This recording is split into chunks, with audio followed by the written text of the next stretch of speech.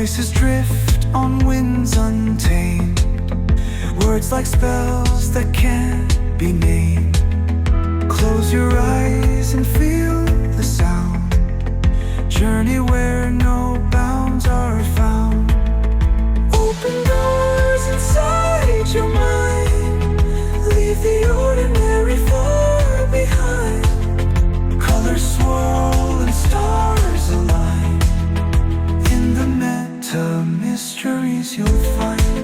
Welcome to Meta Mysteries, where you don't know what you don't know.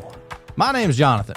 I'm Sean. And today is Wonder Wiz Day live show to all of the good one out there. We appreciate everybody joining us and everybody that is to come. If you want to be a part of the live show for Meta Mysteries, then come check us out at patreon.com/Meta Mysteries. That link is down in the show notes below. You'll be able to get the shows a couple of days in advance. It'll be completely commercial free.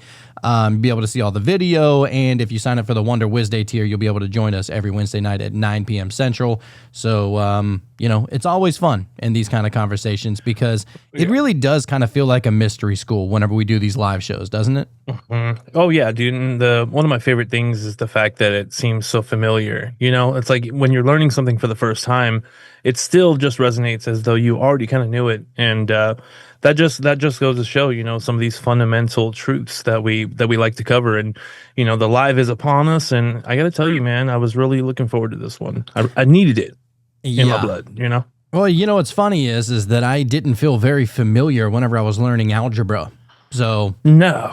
How does that work? It's like dude, geometry was not kind to me. I wish that I was better at geometry, but it was fucking hard for me, bro. Like I just couldn't get it.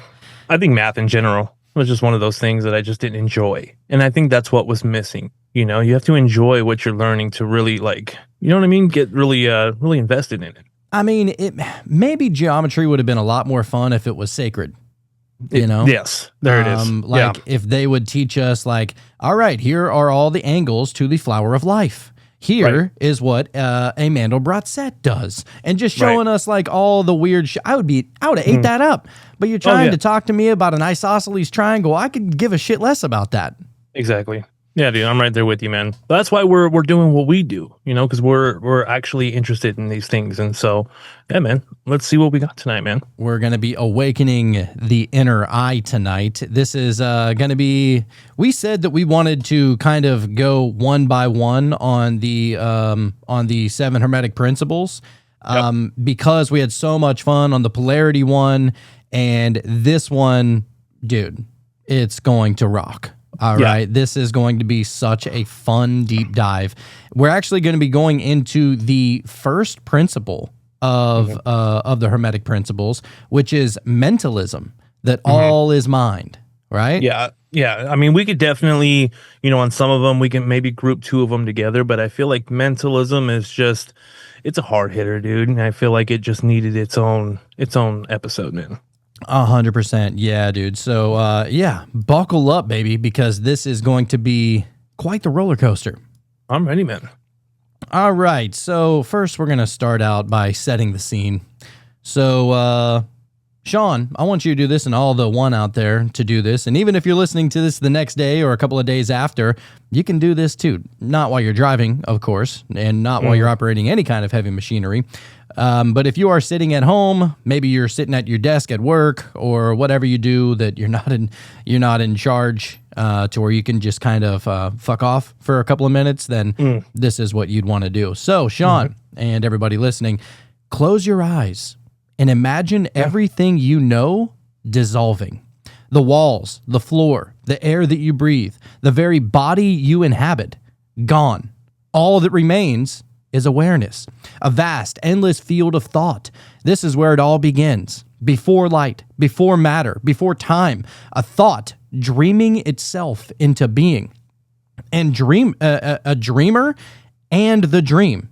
And what if I told you that this is reality? What if I told you that this is you? You got that? You got that pictured in your mind now? Oh, yeah, dude. Okay, so to take a quote from the Kabbalion, which we read about a year ago, I think. Oh, you know what? Before we even get into that, we have just reached our 2-year anniversary. Did we really? Yes, sir. That's right. Yep. Holy shit. Yep. Yep. Wow. Actually, we're a couple days late on it. It was because we started August 1st. And Was it the first? Yeah, it was August 1st of 2023.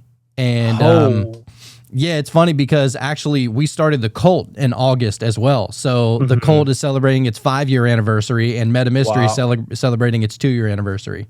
Damn, dude. That just goes to show that time's an illusion, dude. You know, I cannot believe we've been doing this 2 years. Like when we first started, you know, I imagine like, oh, I wonder what it'd be like, you know, even reaching 1 year of doing this, even because in that time, I feel like in my mind, it didn't even seem possible. You know, I know that you for sure knew, you know, a little more than I did as far as going into this type of thing, but I just couldn't imagine it. And here we are in our 2nd year, dude. That's crazy. Oh, dude, I said from Jump Street, from the very first episode, I said, Sean, like, this is going to be what you're going to do for the rest of your life. I promise you.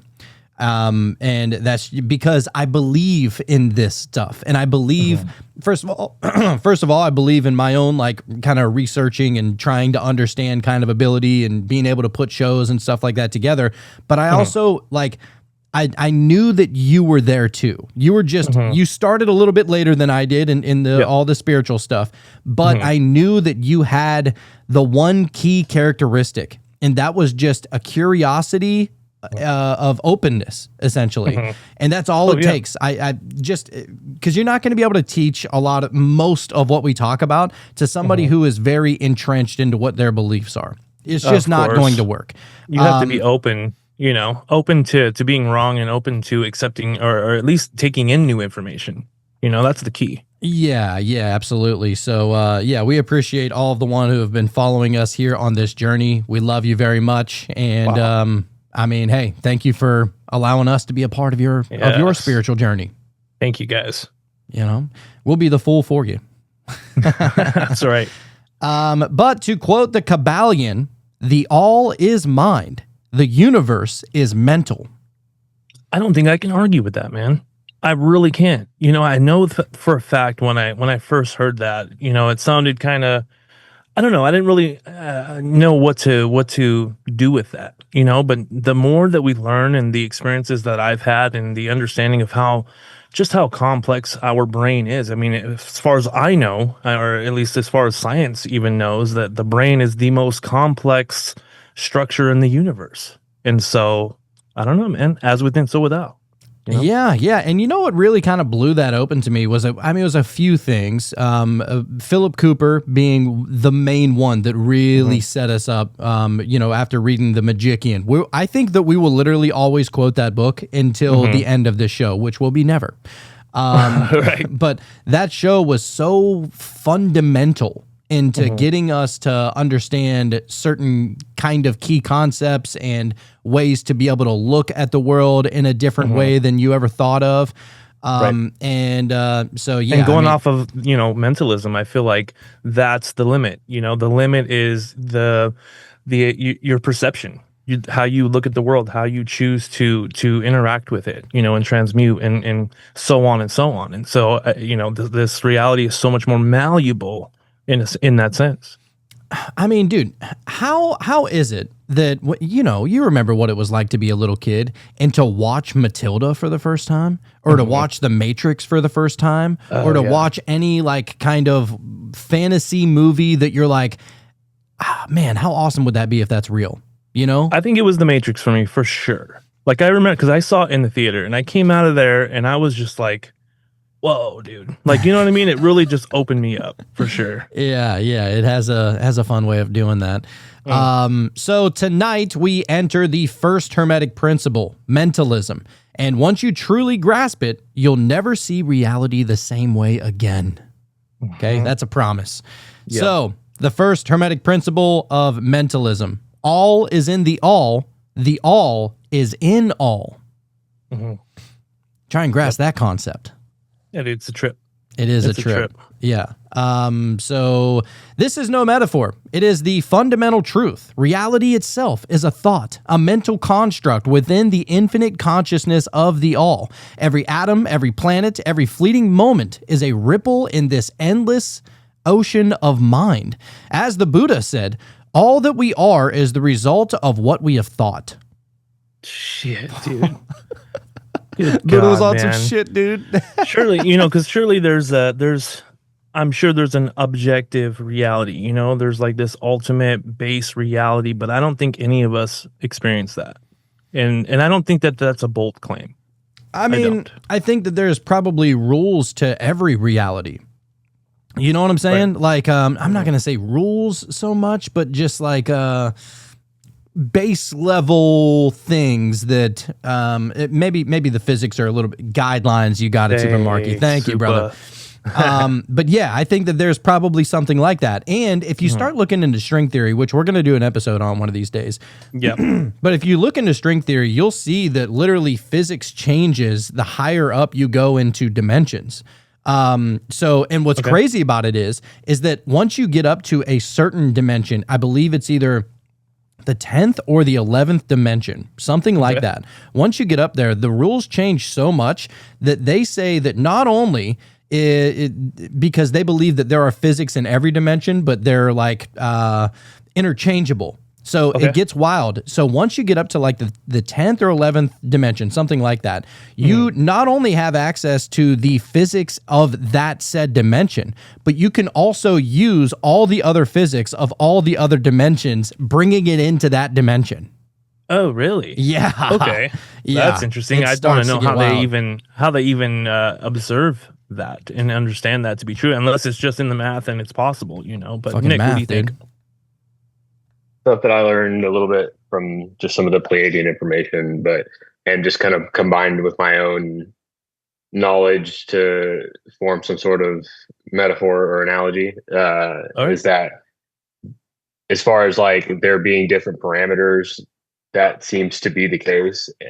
Like for instance, gravity. In this, basically the way that they describe gravity in the way it works with the world and things like in our dimension, it's more of like a setting. And like in Halo, whenever you play Forge or whatever, and you can like set up the map and you can change the gravity, you can do whatever you want, Adjust the physics. Adjust the physics of the game for this reality, and that's how it is. It's hard set in that game. Once you're playing it, this is the way it works. But like there's other things that can be changed from outside of this reality, and that would be you or some other higher beings kind of curating this experience for the people or whoever's doing things inside of it at that moment. And gravity is one of those parameters that is fluid as you go up. Dude, that's so fluid as in, I'm sorry, just to make sure that I'm following you. So it's fluid as far as it's different each level up. Is what you're saying, or is it consistent throughout? It can either be on or off, or it's something that is not. It's optional kind of thing. Okay. All right, I'm with you.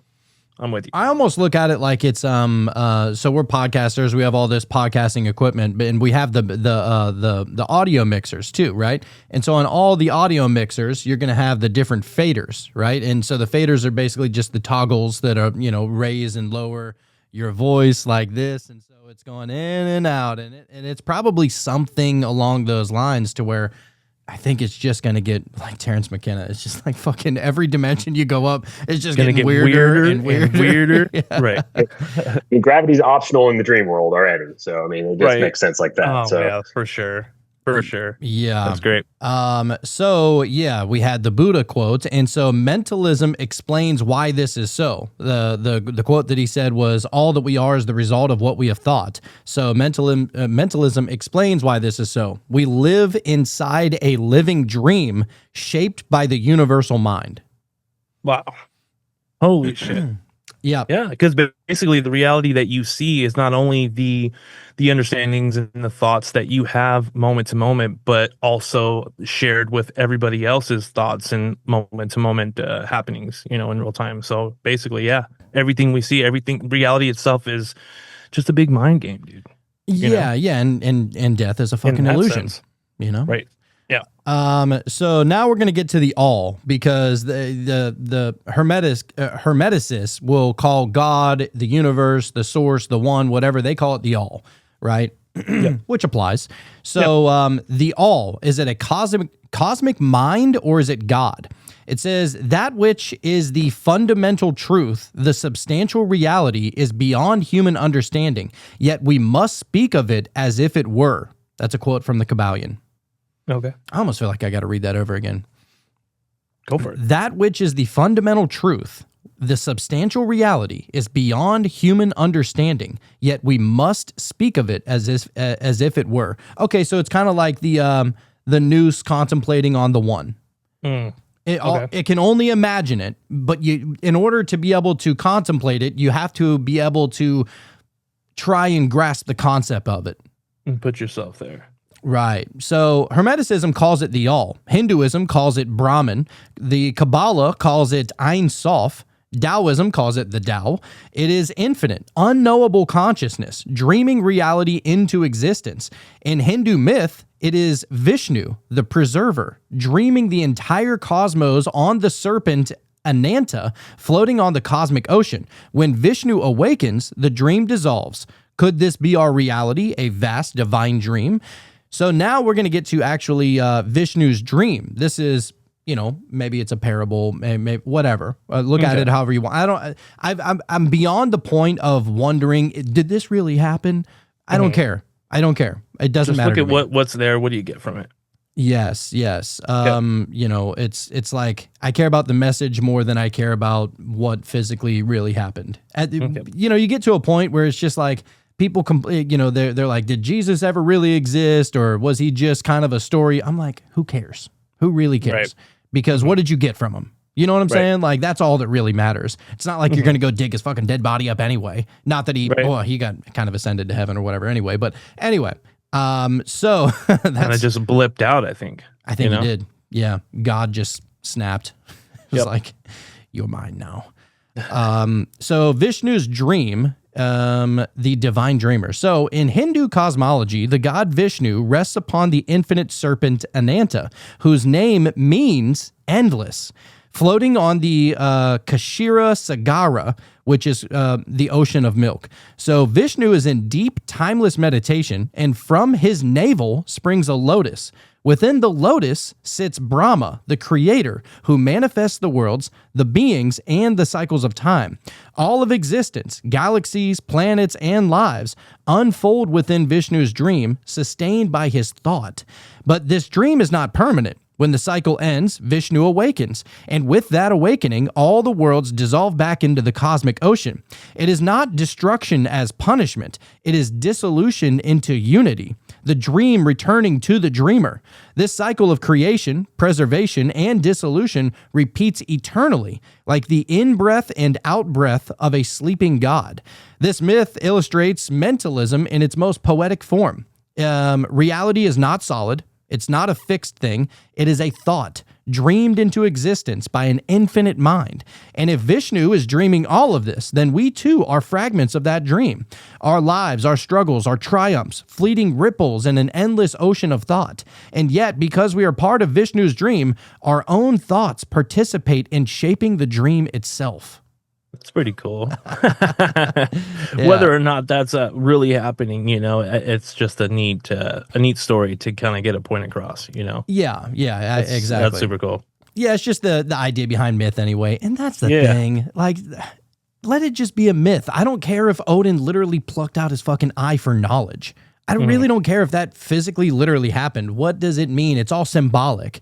You know what I'm saying? Like, I don't need to eat a McDouble to how do I want to say that now? Whenever I look at a McDonald's sign, the golden arches, it's not that I need to eat a McDouble in order to understand what the symbolism of the golden arches actually all entails. Yep, you get whenever you look at the golden arches, you get everything. You think of the chicken McNuggies and the French fries and the Big Mac and the double quarter pounder and fucking Happy Meal, and like it's all encompassed in that one symbol.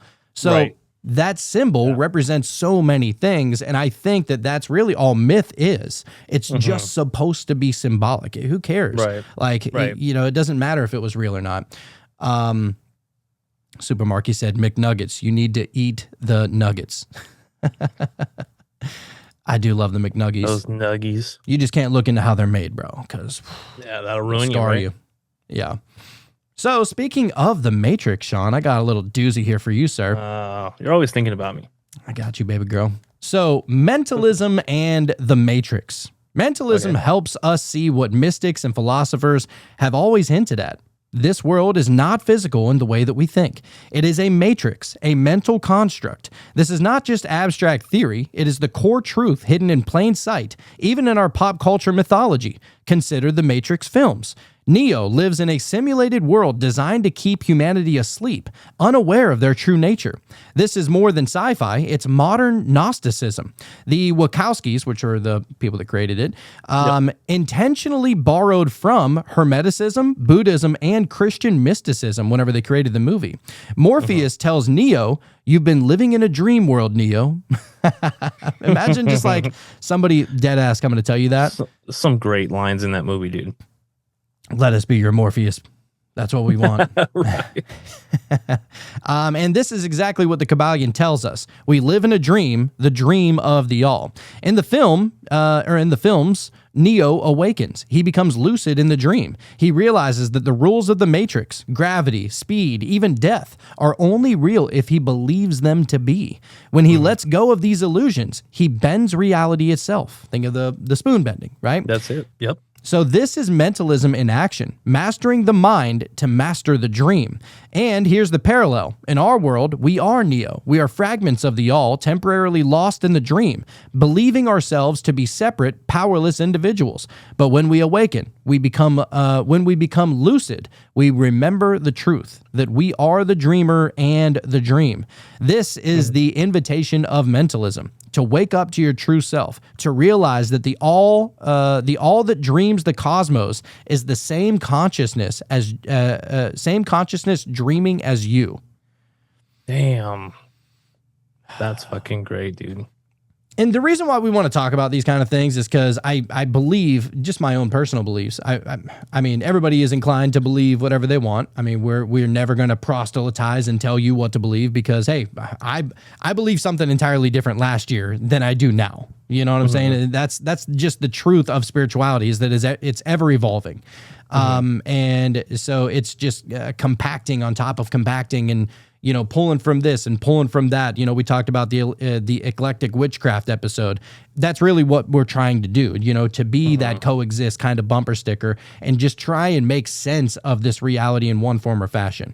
Because the people that just walk around and they're like, oh, you know, I got to pay my bills, I got to take care of my kids, and I got to go to work, and, you know, my sister's such a bitch or whatever, right? It's like they're so caught up in this reality that they don't remember not being here. And I'm not trying to sit here and say that I remember my past lives or anything. Yeah, I got, you know, hypnotically regressed as a lot of you did, but just thinking about it like, man, whenever you're able to separate yourself from your ego and be above your ego, even if it's only temporarily in meditation, you see like it's right in front of you.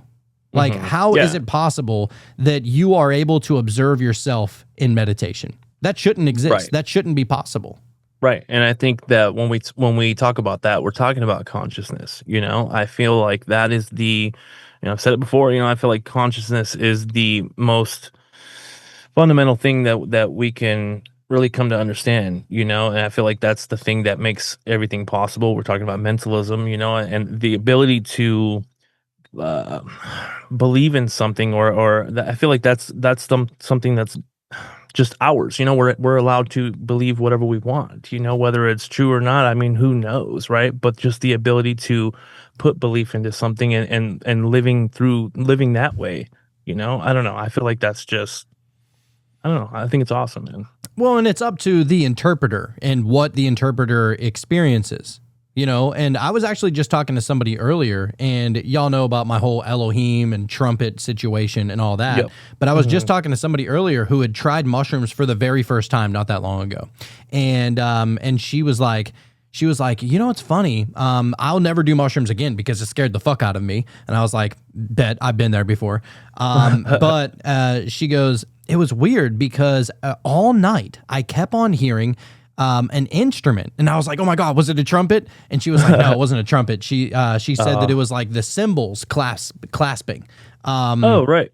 Yeah, which was really strange. So I'm like, I don't know what that is. Like whenever I hear a trumpet voice announcing itself as the Elohim, I mean, what is that? I mean, that's pretty How clear. do I apply that to my life? You know what I'm saying? Right. Like, But yeah. how do you apply that to mentalism? I mean, it came from your mind. It came from the mind. The mind is all, I don't know. I don't really know.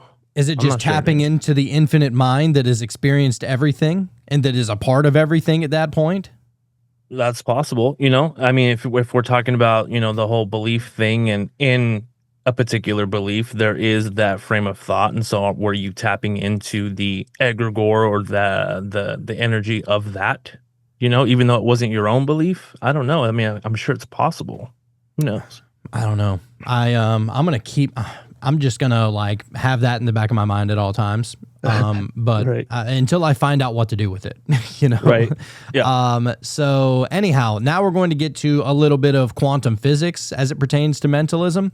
So modern science is now echoing these ancient insights. Quantum physics shows that particles exist only as probabilities until observed. The holographic universe theory suggests that each part of reality contains the whole. Consciousness collapses the wave into matter. As Max Planck said, which he was the father of quantum theory. Bro, listen to this quote. Max Planck, the father of quantum theory, okay? Okay. He goes, I regard consciousness as fundamental. I regard matter as derivative from consciousness. Right. It's secondary. Yes, Right. yes, Yeah. that matter comes from consciousness, not the other way around. Right. And that's a trip to get your head around, I think. Right? Yeah, that's what I'm saying. Like everything is so backwards. Like than what you thought. Like you think that matter was here and everything that everything else supersedes or essentially comes from that. And so this brings forth the idea that absolutely, even for the atheists out there, it's like, all right, well, if you're somebody who applies, the quantum physics kind of understanding to your life, maybe you dig the what the fuck is it called, the double slit experiment, or if you dig what Max Planck is saying, then how could you possibly just assume that whenever your body dies that you die if consciousness comes before material body? Right. At that point, right. I mean, whenever it comes to science, the main thing that they're going to say is that, well, there's just no evidence of it, and so I guess in that sense, it's just the same as them also saying they don't know. Like, you know what I mean? They could say no because there's no evidence, but, there's no evidence that there isn't something going on with that after the fact. Yeah. You know what I mean? Yeah. So- Well, I mean, it's just so strange. I love it though. I love that it's so backwards. Like, and I'll be real, dude. One of the first things that really got me was the fact that, like, and I don't know why it took me so long to learn this or understand this, what I'm about to say, but I never really paid attention in school, so it makes sense. So whenever I somebody told me, or maybe I did a little bit of research on it, and but they said, whenever you stub your toe, like on a corner of a wall, which I'm always prone to do several times a day, usually. Yeah. But whenever you do that, it's not your toe hurting. It is your toe that has sensors that sends that information up to your brain, and your brain lets the rest of your body know that it hurts in that one specific area. Yeah. And I'm like, what? Yeah, that's pretty cool, right? I mean, you can understand that. You can say, okay, that's actually happening. But man, when you have a toothache, I like the one I had just recently, dude. I was the like, all right, worst. brain, I understand this thing's hurt and needs attention. You can stop sending me that signal now. You know what I mean? There's nothing worse than a toothache, bro. I know. Yeah. Just It's like, all right, I got it. put a All right, fork I'm in going. me. Put a fork in me know. with that. Dude, there was one time I had to get all 4 wisdom teeth pulled at the same time because they were all growing in the opposite. They weren't growing up, they were growing in like that, Yeah. right? And so I had to get them all pulled. And back then I was a cigarette smoker. Bro, I got dry socket in all 4 of those fucking things. They're You like, want to talk don't about smoke for a few days. You're like, damn, I'll be fine. Be I'm alright. gonna smoke. Yeah, I'll be don't alright. even worry, Bro, Yeah. I would never ever think about suicide, but if I was ever close, it was in that moment. Like, you want to talk about the most pain that you could ever imagine. It was I would rather somebody chop my fucking arm off. Like, it was It's it was the that worst, bad. dude. Oh yeah, for sure. I was thinking the same thing when it was getting real bad. And finally when she was pulling it out, I don't think that she uh numbed it up enough. Like she numbed it up enough to where when she started to mess with it, I was like, okay, cool. I don't really feel anything. Just the pressure and the movement of her messing with me. And then at one point she was really getting in there, putting her weight into it. You know what I mean? She was like swaying back and forth, and I was like, oh, I can feel that. Like, you know, that nerve sensation. It's like a weird, like just the most uncomfortable nerve pain. I was starting to feel that, and I was like, I think I can feel that. So she gave me more shots, you know, to numb it up more. But dude, that right there, the feeling of the, I don't know, maybe it was 20 seconds because I was like trying to be tough about it. You know, I was like, okay, she's almost there, you know, that's hell. Like that would be my personal hell right there, if there is one. That's the fire and brimstone right there, dude. Yeah, the rocking back and forth of that just forever. You know, like, meanwhile, she's all, you're going to feel a little bit of pressure. Yeah. I'm like, oh, I feel it. I feel it. You're putting your weight into it. Yeah, that'll get you to hate going to the dentist. So just to finish that up, mentalism is not an outdated mysticism. It's cutting edge cosmology in regards to the quote from the quantum theory or the father of quantum theory. Nextly, we have fractal minds, you as the all in miniature. There you go. Okay. This is actually a quote, and we don't quote him very often, but we should, from Hermes Trismegistus, who said, man is a star bound to a body. Interesting. Sounds about right. Nick, are we one of the seven sisters, brother, or what? One of those. We don't know. We don't know. Yeah. So it says, you are not separate from the all. You are a fractal of the universal consciousness, thinking and creating within the dream. When you imagine, when you create, when you think, you are wielding the same power that called the galaxies into being. This is why Jesus said the kingdom of God is within you. It's why Buddha taught that our thoughts shape our existence. You are not a victim of reality. You are a co-author of it. Yeah, when you understand that and you are having a really fucked up day, it's like you can't even blame no one. You know what I mean? There's nothing you can do. You're like, I'm doing this. I'm volunteering. I'm putting myself through this. Yeah. You know, because you are that powerful. You know? Yeah, honestly, it does feel like that. Man, it's so wild trying to wrap your mind around all this stuff because you almost have to like just take down all the old buildings that represented each one of the individual thoughts that you had in your brain in order to be able to reconstruct and build them all the way back up. Like there's a like a I don't know, like a deconstruction period that has to go on first. Like you have to literally you have to just kind of get used to having your mind blown on a daily basis. You know what I'm saying? Like I've actually grown to like become kind of addicted to it. Oh yeah, dude. And like I said, you know, and I've talked about this before too, that familiarity of what you think this existence is, or what your, let's just put it in terms of just for you, you know, how you see things is constructed over time, you know, so it takes time for you to develop that. But as it's going and while you're in it, before any kind of awakening or, you know, anything like that, that's just what it is. It's just normal. It's this, just what you know. And so once you find out that, you start checking certain things off, like, well, that's not what I thought it was, and that's not what I thought it was. Before you know it, you're like, okay, I have to try to almost forget everything I know, you know. And I feel like that's how how we've been approaching things is let's pretend we don't know anything, and then build from there, you know, and only really accept what really resonates.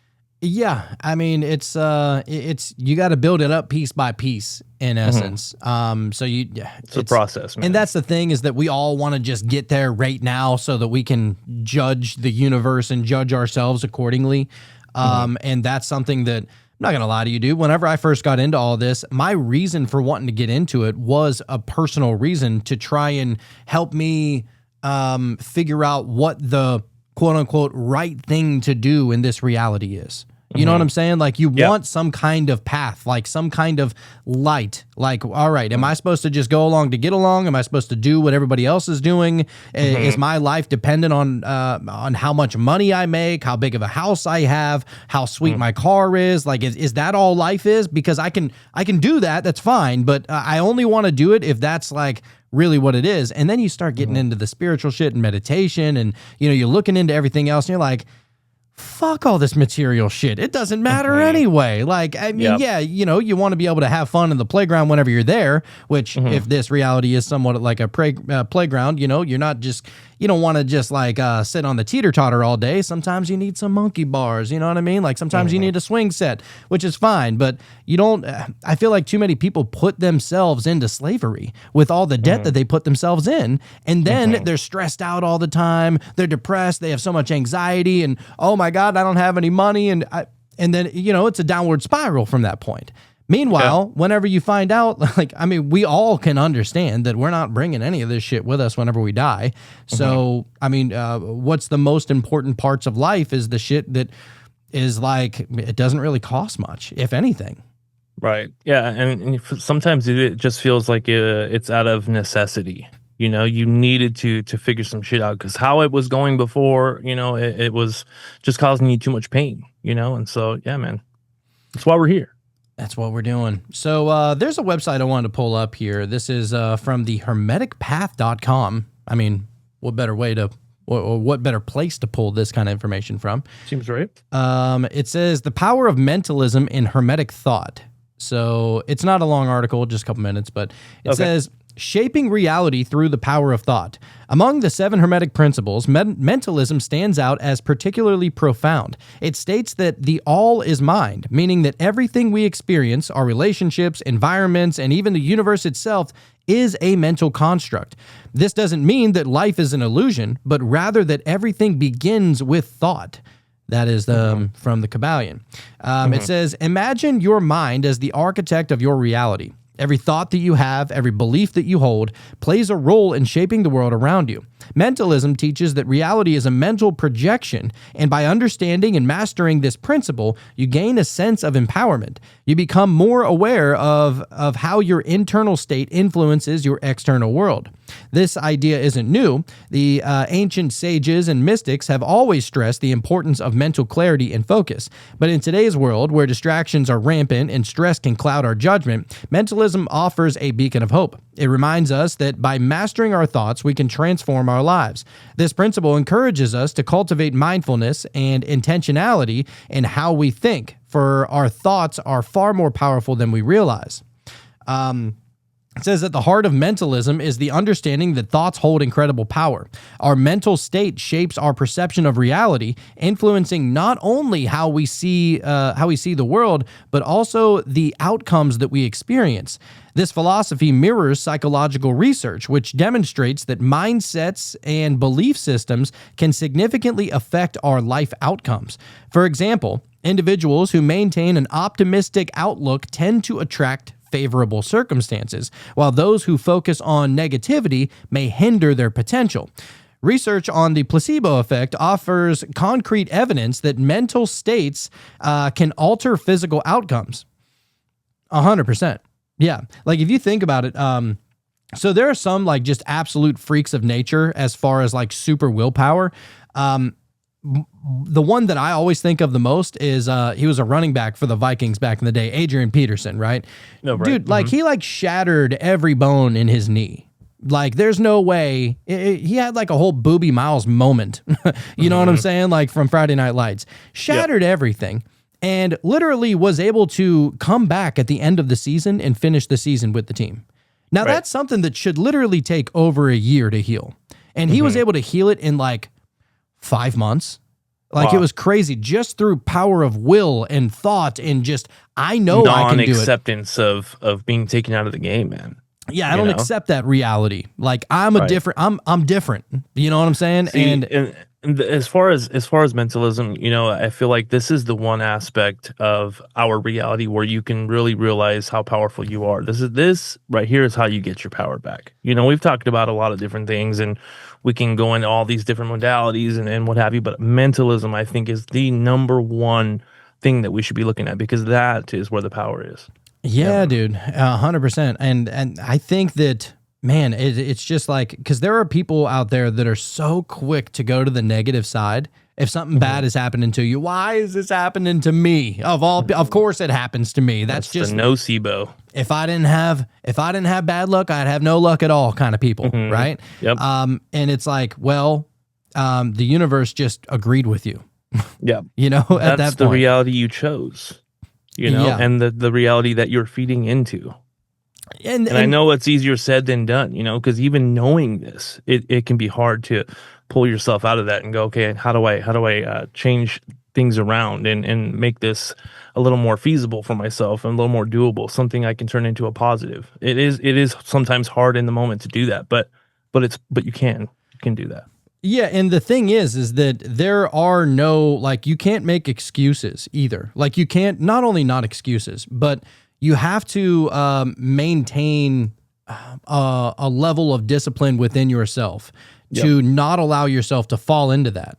Like, just the other day, I was playing with this idea, as a matter of fact, and what was it that happened? I was like, because I've come to the understanding that whenever you succumb to a negative emotion or whatever, whether it be anger or sadness or whatever, right? Whenever you succumb to that, like, does it literally like traverse and transmute your entire reality and how, like, in your relationship with the reality that you're in, or can you overcome that? So, for instance, can you, like, if I woke up and I stubbed the toe and I said, "Oh fuck," or whatever, right? And then I let that continue to carry on, would I be able to stop it in its tracks, or is it going to be like still like flowing in that same direction? You know what I'm saying? Right. And so I tried it out and I was like, bro, it is so hard to stop it once you get that puppy rolling.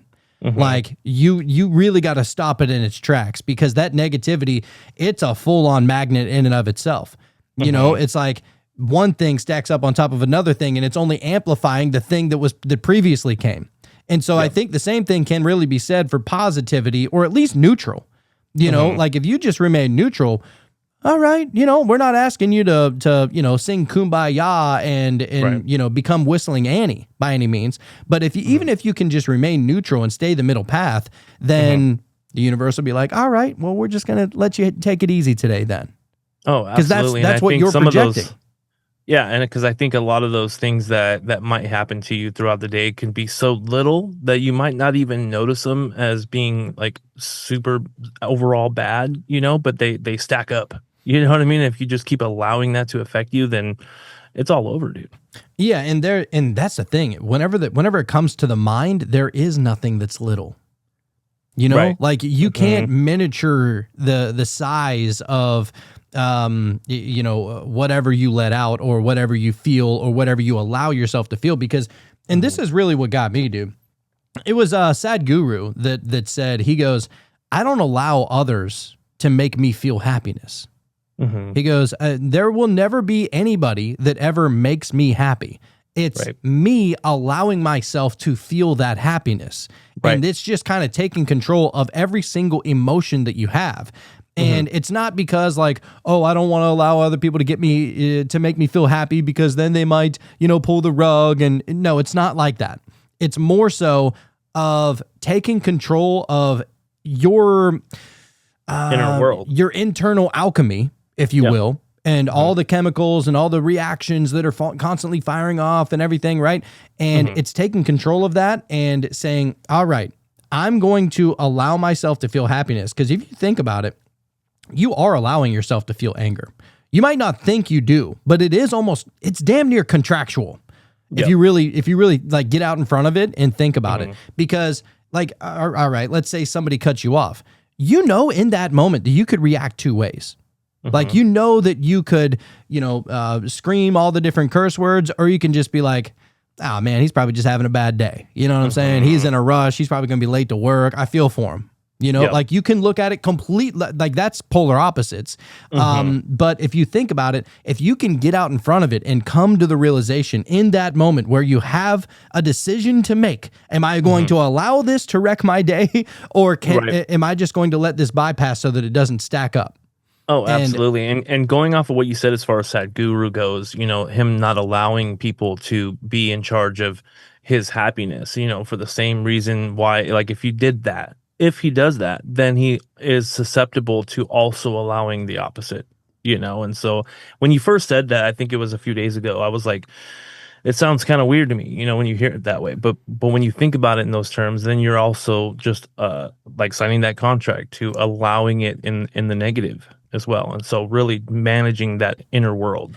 Yeah, solely, you know, yourself. Basically just trying to show that every single thought, intention, and you know, action that you take, that every single one of them have ripples. And this is where people get, you know, like kind of struggle with it a little bit, because they're like, well, my mind doesn't manipulate anything. I can have these actions, but what goes on in my mind, it has no implications, right? And these are the people that like, maybe they try and put off the idea that like, oh, they're really good people and they're such good parents and they're really good at their job and they just always have, you know, just something nice to say all the time, right? But then you catch them like outside on the phone on a smoke break and they're telling their wife to go hang themselves or something like that. It's like, oh, so you're just putting on a show, you know? And so that is not internal alchemy at all. That's actually the opposite. And if you think about it, those people are usually the ones that are the most miserable, because their internal world is chaotic and they don't know that they can tend to that internal world because they think that their actions, it's almost like integrity, like do the right thing even whenever nobody's looking. Well, you should do the right thing in your mind even whenever you think, like, because it does have some implications on the outer world, even if you don't think it does. Yeah, I think, you know, people not really giving your thoughts enough credit. You know, like, oh, negative thoughts. You know, it's just a thought. It's immaterial. It's not even gonna do anything. But it will literally create your entire day, man. You know, and I don't know. 100%. And think about it like this. Like, so I'm gonna give you a little example, Sean. Now, if I could sit here and I could tell you the worst possible thing ever, and I could be even like a run-on sentence, I might just go and write like a whole page full of the most nasty, disgusting things that I could ever tell you to try and belittle you and make you as tiny as possible, right? Right. In that moment, I'm probably only talking to you for a minute, maybe 2 minutes, 3 minutes, something like that, right? Yeah. But it's up to you on how you're going to react to it. Right. And so your reaction, whether you react instantly or not, you're going to, you know, essentially, if you decide to react to it even internally, you're carrying on all of that anger and that negativity and everything for far longer than the moment that I just shared with you. Oh, yeah. Definitely. You know what I mean? Like, so, you know, I could chew you out for 2 or 3 minutes, but you're going to let it affect you for literally the next 10 hours, probably. So you're actually treating yourself worse by allowing that reaction to affect you as much than even what I did to you in the first place. Right. And allowing my brain to just loop that and just keep looping all of the different things you said. And maybe I get some of them wrong and make them even worse, you know, because the brain is just, it's creative in that way, you know. One of my coworkers told me that I was a lost soul, you know what I mean? Because I wouldn't just convert right there in front of him. You know, for some reason, like that's his mission, is trying to get, to convert me, and told me that I was a lost soul. And I don't know, when someone tells you that, you're like, oh, that's it seems inherently a negative thing, you know. Right. But then I was like, okay, I can be upset and be like, you just don't understand or whatever, and argue with them or something like that. Or I could just go, okay, I'm a lost soul in your worldview, not mine. That's it. You know, in your worldview, I'm going to hell. In my worldview, none of us are. You know what I mean? So what are we talking about? Why am I getting upset? Right. And that's where it's really the most important is, all right, there is an outside external world. We're only conscious of like 5 to 10% of our thoughts. The rest of it is unconscious thinking, right? Your subconscious is playing everything so much more in the background, 90 to 95% of the time. Is it that high? I didn't know that. Yeah, it's like, it's not even 10%. Like, I think even like the gurus and yogis and shit, they might be at around 20-25%, dude. Oh, wow. It's because you think about it. I mean, you're going to have 60,000 thoughts in a day. How many of them can you possibly be consciously aware of? Right. And or remember and bring up later, you know? Right. And so anyway, we can finish this because I feel like I can go on this because these are the kind of conversations that I have in my own mind all the time. Yep. You know? So as I was saying, research on the placebo effect offers concrete evidence that mental states can alter physical outcomes. When patients believe that they are receiving effective treatment, their bodies often respond accordingly, even when the treatment is inactive. This phenomena supports the Hermetic idea that thought influences reality in tangible ways. Mentalism takes this a step further, suggesting that by consciously focusing on positive outcomes, we can manifest a desirable reality. Collectively, shared mindsets shape societal outcomes. Major historical movements often begin with a shift in thought, whether in civil rights, political revolutions, or cultural renaissances. When groups adopt a shared vision of a new reality, they can bring about a significant change. This collective power of thought emphasizes the idea that both individual and group consciousnesses mold the world around us. Wow. I mean, that's pretty simply put, man. Let's say you have 20 people and you're all to construct a house, and one person has like all of the plans and the positive attitude to get it done. And the other 9 people, they're just like, fuck this. I don't want to do this. I mean, that house probably is not going to get built, as opposed to all 10 of them being on the same page and, really wanting to get it done. Oh yeah. And this is literally the difference between tulpas and egregores. If you think about it. Right? You get like how many people are you going to get to believe in this mystical, magical thing? Oh, and right. will Okay. ultimately turn it into, or from a tulpa into an egregore. Right. Mm-hmm. So it says mentalism is often associated with mystical or magical thinking, and while some may interpret it that way, there's no one, in quotes, right approach. For some individuals, viewing mentalism as magic might actually enhance their ability to work with the concept, as it taps into a sense of wonder and possibility. In fact, this sense of awe can be a powerful catalyst for embracing new perspectives and unlocking creative potential. That sense of awe is a positive ingredient to the stew. It is. Yeah. I would say that it's damn near the fucking, like, it's the energetic crystal behind the madness. Right. You I don't know? even think you can be in a bad mood and be in a sense of awe at the same time. Not possible. I don't know. Let me think about that. So there was one time I was playing football and, wearing a helmet, you got a face mask on. And I always tell the story, but I was, back whenever I first started playing semi-pro football, I was always like, I was getting into a fight every game. I just loved to fight. It was just so much fun, right? Yeah. But you're not really getting that hurt. It's like, you got all this pad on, but whatever. Tempers get a little bit flared. And so anyway, I went to go tackle this guy, right? Because I played linebacker. I went to go tackle this guy and I stripped the ball from him. So he fumbled it, right? He got so pissed, bro, that he went to go punch me, and his fist went through the slight hole in my face mask and punched me in the nose. Oh, fuck. I was pissed, but I was like, I'm actually impressed with the accuracy. You know what I'm Even saying? mad.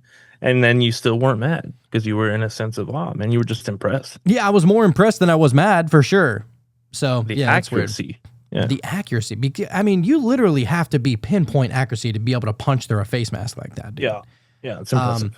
So anyhow, it says, rather than dismissing the magical interpretation, it's helpful to acknowledge that mentalism operates on a spectrum, ranging from psychological principles rooted in focus and intention to more mystical viewpoints. Whether one sees it as a tool of the mind or as a form of magic, the core idea remains the same. Thoughts shape reality. So, if thinking of mentalism as magic helps it resonate more strongly, perhaps that's exactly how it should be experienced. The beauty of mentalism is that it allows for personal interpretation, inviting individuals to engage with it in the way that works best for them. This version encourages flexibility in how readers approach the concept, whether they lean towards science, psychology, or a magical view. So you think about it, it works for everybody in that point. So, and that's the thing. It's not the Hermetic principles. They're not some sort of dogma. They're not some sort of, it's more of the along the lines of something that we observe just in nature. It's just natural. yeah, it's like, how are you going to use this tool? You know, like you can use a hammer many different ways. It doesn't necessarily have to be hammering a nail. You know, I mean, you can punch holes through shit with that. Yeah, or you can bash somebody in the head with it, or you can use it to pull up nails or whatever, right? And so there's many different ways to be able to use said tool. It's, how are you going to use it once you can grasp the concept of it? Right. And then apply it to your worldview, whatever Right. it may be. So it says, for those eager to dive deeper, mentalism serves as the gateway to other Hermetic principles. Once you understand how your mind shapes your reality, you'll naturally seek to explore the other truths that govern the universe. Oh, I I love feel like this we're already stuff. doing that. Yeah, that's definitely what we're doing. So now we're going to get into mentalism as it pertains to planetary magic. All right. So we're going to Take get a us little there, weird man. here. All right. So this is a quote from the Emerald Tablet. It says, that which is below corresponds to that which is above, and that which is above corresponds to that which is below. The planets are not dead rocks. They are living archetypes, mental intelligences radiating cosmic frequencies. The sun represents will. The moon is intuition. Mars is drive. Venus is love. Witches, magicians, and astrologers align their intentions with these mental forces to magnify their impact. To manifest under a waxing moon in Taurus is not superstition. It is harmonizing your thoughts with the universal currents of growth and abundance. So, and that's one of the key concepts to magic and witchcraft and all that kind of stuff, is that once you're able to grasp what it all means, how do you allow yourself to believe it in order to allow it to happen? Because it's ultimately all up to you in the first place, right? And if this dream is an illusion of sorts, or if this reality is, if this dream is an illusion, if this reality is somewhat of a dream or an illusion and is very malleable, then once you understand the different tools that people use in order to be able to manipulate it in their favor, then you'll understand that it's not necessarily about the tools that they're using. It's more about how are they allowing their minds to accept that this is a possibility. Right. Yeah. I recently saw something that said true magic is the ability to instantly switch states of consciousness. And I was just like, boom. It just hit me. I was like, oh, shit. So true, man. And there's ways of being able to make that happen a little bit easier, meditating regularly. Dude, even if you meditate once a day, we meditate on average 2 or 3 times a week, just us as individuals, right? Obviously 2 every week with the shows. And then we might, go off and do 1 on our own, usually. Absolutely. But if you were able to do that, if you knew the importance, which we know the importance of meditation, the profound effect that it has on your life and everything, if you knew how important it was and you were able to implement that on a regular daily ritual, so to say, and you, whether you woke up and meditated or right before you went to sleep, you meditated, or on your work break, you meditated, or whatever, right? If you were able to do that once a day, dude, I imagine that you'll be able to manipulate your reality a hell of a lot easier. Because think about it like this. That's all the witches are doing. That's all the magicians are doing. That's all the hermeticists are doing. That's all the Kabbalists are doing. That's all of these mages and sages and all of them, right? Even the fucking druids here, right? Like the druids, think about what they were doing. They were just walking through the grove, right? And being in that forest, with the ambiance of the tree canopy and a little bit of sunlight coming through and hearing the insects. And it's usually a pretty, like a regular tone, whether you're listening to the locusts or the cicadas or whatever is giving off that just consistent kind of rhythm that the forest and in the woods in general put off. You would literally be walking and meditating at the same time, which I believe is what made the druids so powerful, is because they were always in that meditative state, which allowed them to be able to manipulate their reality around them, probably tenfold.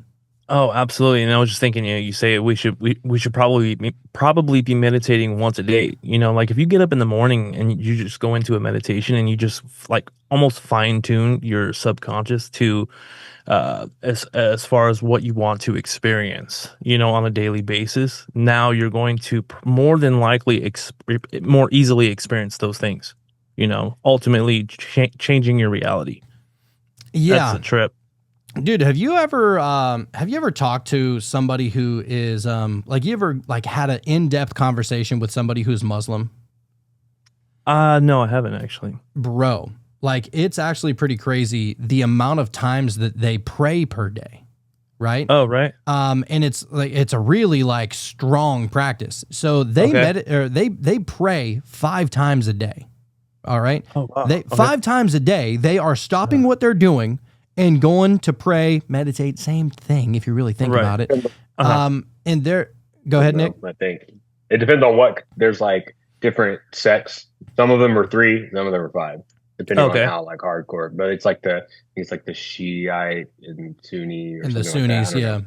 Is there? And this is just one's out of, 3 and one's 5. That's what I didn't know. They're like super traditional, and then like the modernized version, and that's the 3. right. And just out of my own curiosity, I don't even think it matters really, but like, is there a rule that they have to meditate for a certain amount of time, or how long typically are these prayers? They have there's like 3 to 5 a day. They have like prayer rituals. So that's what I'm looking up right now. Actually, I'll share the screen because I do find it fascinating. For the what's the term for the dedication to it and understanding how much of an effect that it does have on your life whenever you do it every day as opposed to when you don't do it. And they'll tell you, they're like, yo, if I miss one, man, I'm off. So I used to, before I was podcasting full time, I used to be an Uber Eats delivery driver, right? And there was this pizza restaurant back in Louisiana that I used to always go to. It was run by this Muslim family, and pizza was so damn good. But I used to always have these conversations because I'd be sitting there waiting for the pizza to get ready and stuff like that, and I would have a conversation with the guy that was working there, and I would just always be so inquisitive about like what's the Muslim way and what are your beliefs and how do you practice it and just trying to understand it, Yep. And man, he went in on this. He said, "Yeah, I pray 5 times a day," and he goes, "I just feel so incredibly off whenever I miss it, like." Because sometimes they'll get super busy and, working in a restaurant, it's like sometimes you can just be busy all damn day. I mean, the shit can really hit the fan sometimes, being in the weeds and whatnot. Yeah. And so it seems like there's major implications. But if you think about it, so they have, let's see, it says they have 5 pillars of faith and that prayer is one of them. So the Islamic 5 pillars are... one is, we don't have to go over them or anything, but how do they pray, I believe is kind of what you were going to. So it says, as with other faiths, Muslims must observe specific rituals as part of their daily prayers. Before praying, Muslims must be clear of mind and body. That's going into meditation right there. They understand that.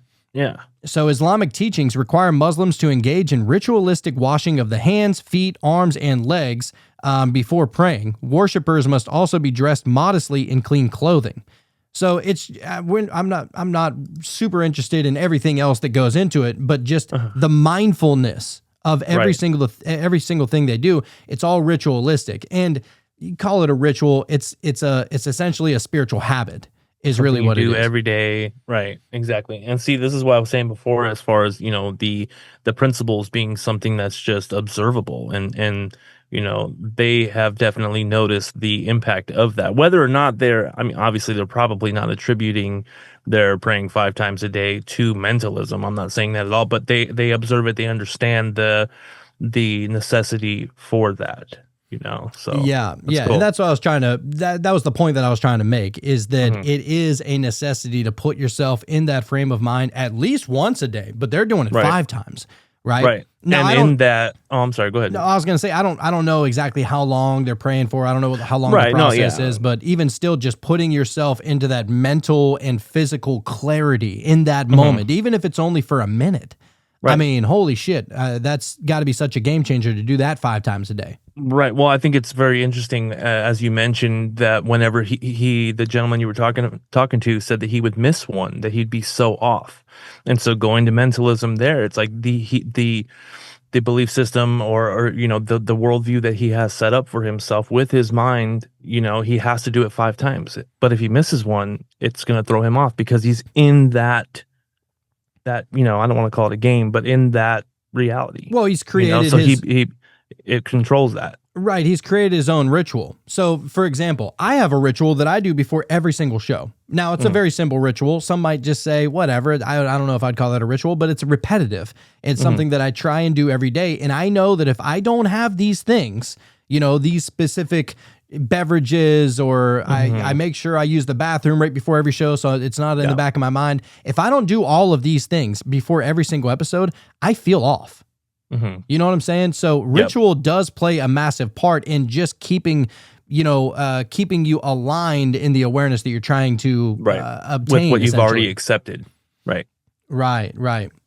So anyhow, we can move on. Now we're going to get to witchcraft and the mentalist approach. I always like to apply like every single possibility to this, because these are certain things that we love talking about in just about every episode. And how can all of these things incorporate themselves into each other? Yeah, dude. So, to quote Aleister Crowley, think of him what you want, whatever.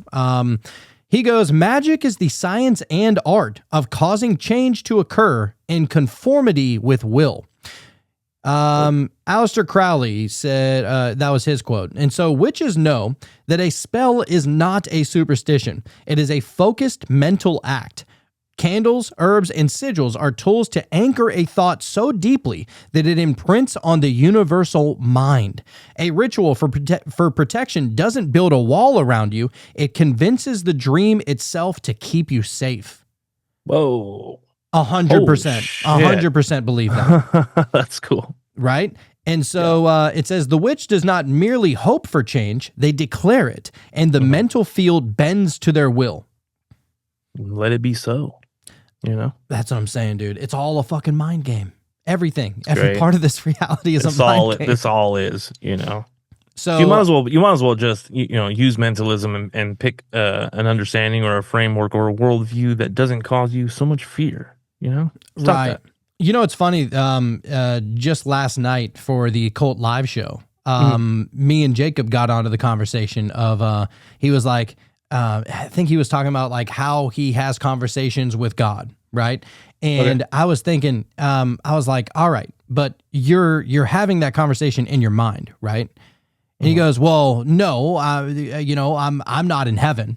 And I was like, yeah, but whenever you're speaking to God, that conversation isn't happening to you in heaven. You're here on earth. Like, wherever, it's almost like the whole red shift, blue shift thing, which we've talked about a lot. But, I was like, you're having that conversation in your mind. And he goes, well, no, people think that I'm weird, but I physically hear it. And I'm like, okay, buddy, but whatever, it's teach their own. But I just thought that it was interesting to bring up the idea that if all is in the mind and all is of mind, then wouldn't it make sense that whenever people are having conversations with God or whoever, that is where the transmission is happening? I'm not saying that I'm not saying it's all made up by any means. That's not what I was trying to say. No, not at all. And with that, you said that he can hear that audibly. I mean, within mentalism, I don't even think that that's impossible. Who's to say he's not? No, and the same thing with my Elohim thing on mushrooms. It's like, I heard that. I couldn't describe that it was happening outside of me or inside of me. But it didn't sound like a thought. It didn't feel like a thought, is what you're saying. Right. Basically, what I'm saying is that the transmission happens in the mind. Right, exactly. Right? I'm with you. Nick, what you got? 2 hours ago, was listening to that part. I think it was the Brandon Kroll one, actually. Is whenever that's what it was. Yeah, which was right before the live.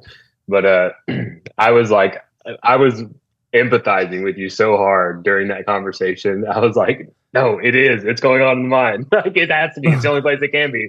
And right. Like, no you can't way. go outside of your mind, right? Yeah.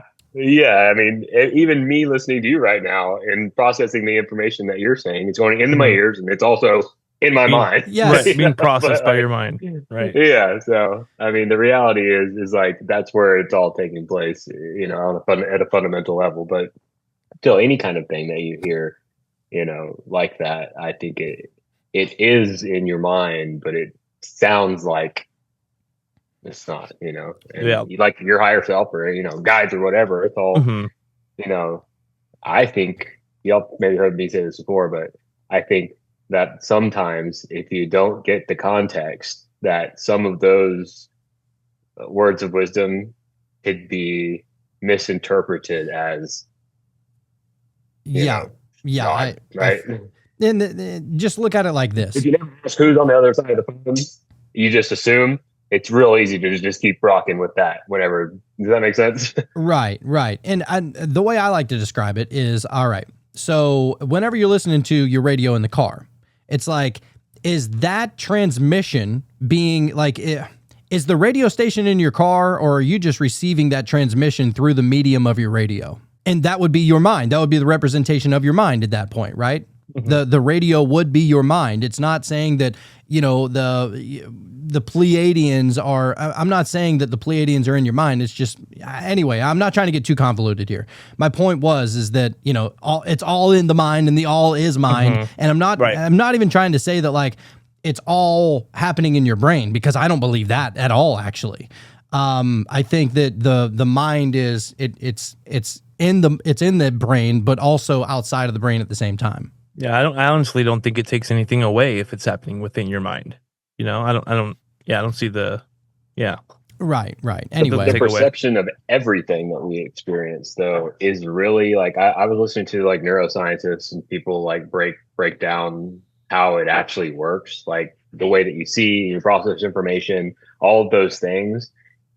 You're essentially like, it's like you're wearing a VR headset, and all of the information that's coming in through all of the sensors is forming a fully immersive virtual reality that's being fed to your brain by those senses. So it's like, it's not even like in real time anyway. You're like slightly delayed, and it's just whatever you're experiencing is your brain's interpretation of all those like sensations and everything to begin with. So that itself is like a mind fuck anyway. Yeah. Super Marky said that, well, let me pull it back up here. Your body is the VR set. Essentially. Yeah. It makes a lot of sense too. So it's wild how it all works, but basically the whole point of what we're saying is that every single thing that has ever happened has been interpreted through the mind, right? And so if you can look at it like that, then it's not necessarily that it's like there's the mind and then there's physical reality, and some people like to separate the two. But ultimately, it's a very blurred line whenever it's, you know, being transversed through the waves of your mind. It's a co-creation in that sense, man. Yeah, I think so. So we'll move on here to tulpas, egregores, and thought forms. All right. It's been a little minute since we've gone over that. I think it has. So to quote Napoleon Hill, I always bring him up. He wrote the book called Think and Grow Rich. He said, thoughts are things. Just a simple little 3-word sentence. He goes, if all is, or the segment goes, if all is mind, then thoughts are not abstract. They are entities. Tibetan mystics called them tulpas, beings brought to life through deep concentration. Western occultists call them egregores, collective entities born of group intention. Nations, religions, corporations, these are living ideas fed by belief, but you can create your own. A guardian tulpa, an egregore of luck. Mentalism makes you not just a thinker, but a creator of living thought. That's cool. So these are all the things if you think about it, man. When, as far as the egregore goes, or I'm sorry, the tulpa, you know, whenever you have a thought of something, maybe something bad happened, you know, and you have that thought, it affects your whole body, you know, emotionally, physically. That's the power of the tulpa. That's crazy. Yeah, dude. Yeah. And they're just representations of, it's almost like a frozen thought in time. And it's like, it's its own, what is it called? LLM. Which is large language model, like a ChatGPT kind of thing. It almost takes on a mind of its own, and you're the one that is inputting just the base level understanding and foundation of it. And then after a while, it starts to, you know, kind of take a mind of its own in a sense. Right. And nobody else is feeding that but you. That's it. Know? Yeah. And so Super Marky said, I'm trying to interpret the signal without the mind. Well, that's ultimately, I mean, that's meditation right there. Right. You know? There it is.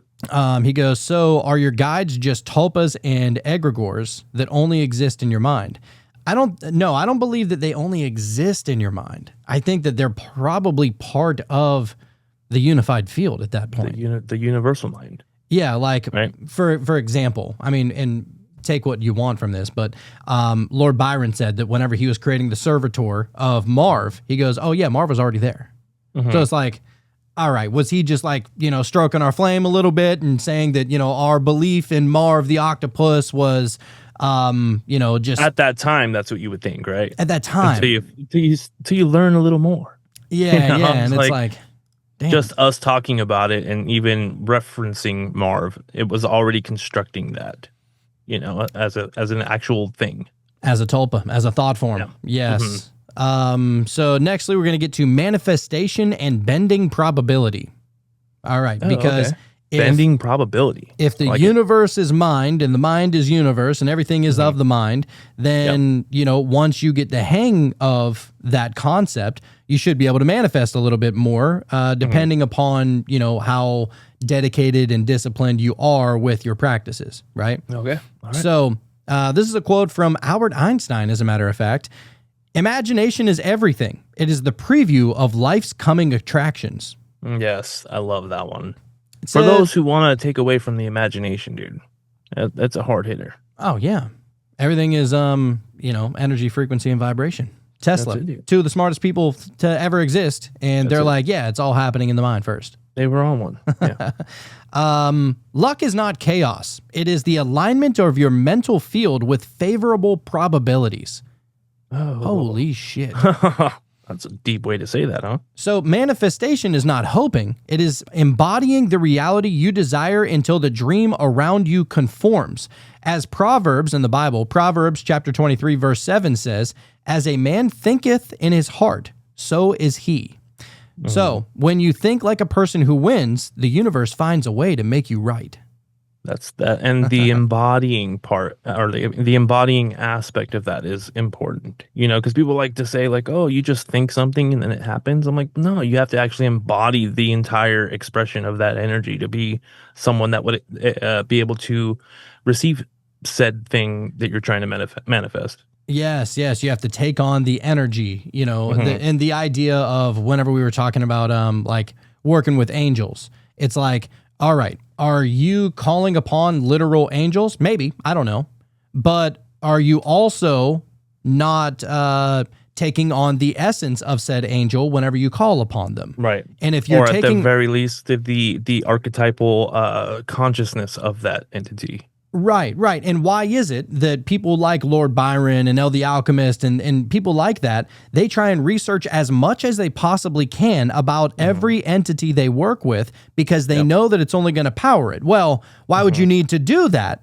Why would you need to know all the attributes and all the characteristics of said angel or said entity or demon or whatever? Why would you need to know all of that if they exist outside of you? Because if you just Right. call upon them, they should just come and they Yep. should represent all of the characteristics Exactly. already. But no, the you're building embodiment. them essentially and you're embodying that and you're taking it. on that essence. And the more you learn about said topic or individual or entity or whatever is only going to empower your own magical ritual working stuff, right? That's it. So it's Perfect. all mentalism. Yep. Um, There's a Damn it. reason it's the first one, man. There's a reason. So all right, mentalism and altered states.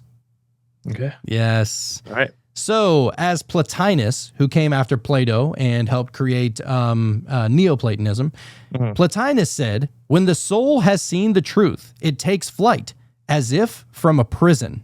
That's crazy, right? The prison of your own mind, rather. Yeah. So meditation, chanting, prayer, and psychedelics are portals to the source code of the dream. Rumi, your boy, we got to bring him up every episode. Yeah. Yep. He called it the ocean of unity. In deep meditation or dreams, we glimpse the mind of the all. In those moments, we remember we are not separate beings in a material world. We are consciousness dreaming itself as human. Because in those moments, you can truly let go of who you think you are, thus collapsing that, or not collapsing, but re-emerging you with that, Hey, Jim Carrey don't look so crazy now, huh?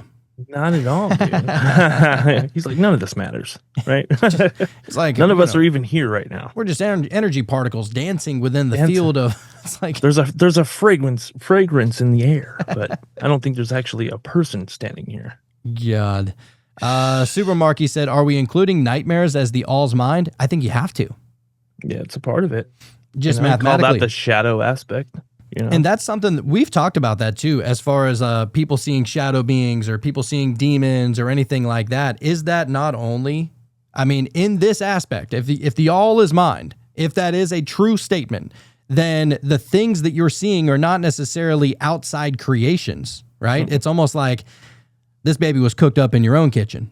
Yeah. And it's within the boundaries of what you chose to believe in and live by. You know what I mean? And it's like, okay, here's a nightmare because I feel like you need this, because of what you're going through or what have you. Look, the Native Americans call them skinwalkers. The Christians call them demons. The Muslims call them jinn. And none of them really look the same. I mean, they all look a little scary, you know? They all look a little frightening. But ultimately, all they are is just something for you to attach that negative, scary shit to at that point. They're just representations of things. And so Jacob, being a Christian, of course he saw a demon. You know? It's the polarity of said belief system. It needs you got to have it. It needs to manifest as something. Some people, it manifests as, a part of the shadow or whatever. And it's just something that is haunting. But ultimately, it's your mind's way, essentially, I believe. It's your mind's way of being able to bring it into form so that it can be represented as something. Yeah, you take a little mushroom trip and it's a bad trip. There's the boogeyman for that part of your journey, you know? Right.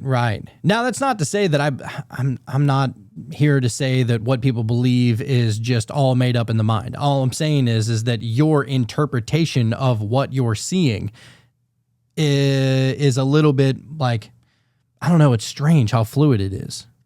You know? He said, my worst nightmares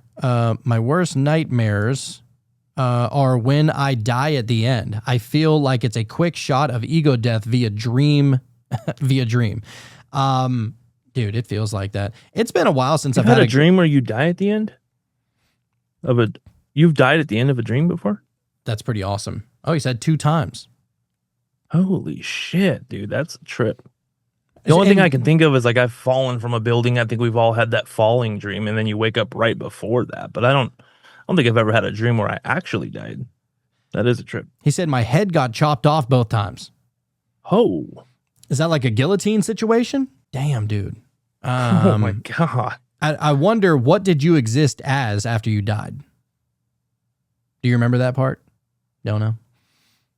I almost wonder if it's like my situation where I went into the void. Oh, he says he wakes up as soon as he dies. Yeah. I feel like that's probably. I would imagine so. That's probably a good allegory for this life as well. But you know, but whenever I had that scary DMT trip and I went into the void, dude, that haunted me for the longest time. And now I'm like, holy shit, I'm so thankful that it happened because it completely changed the way I look at every single thing. You know, like, man, it's awesome. He said, how old are we really? Where we're going, time doesn't exist. That's an illusion. Super. So mentalism and altered states. I think we just read that one. Yeah. So nextly, we have the ritual of conscious creation. Okay. All right. So to live as a conscious mentalist is to live deliberately. Begin each morning with a mental clearing. Meditate until the noise fades. Script your reality through affirmations written in present tense. Align your intentions with planetary currents. Sunday for will, Friday for love, Thursday for abundance. Visualize as if the thing you desire is already here and act accordingly. This is the alchemy of the mind. And that's the thing. I think that people that you know, they perform certain rituals on certain days, or they wait until specific stars align or whatever. Maybe it's actually powering it up. Or is it our mind accepting that the power is it is powering it up?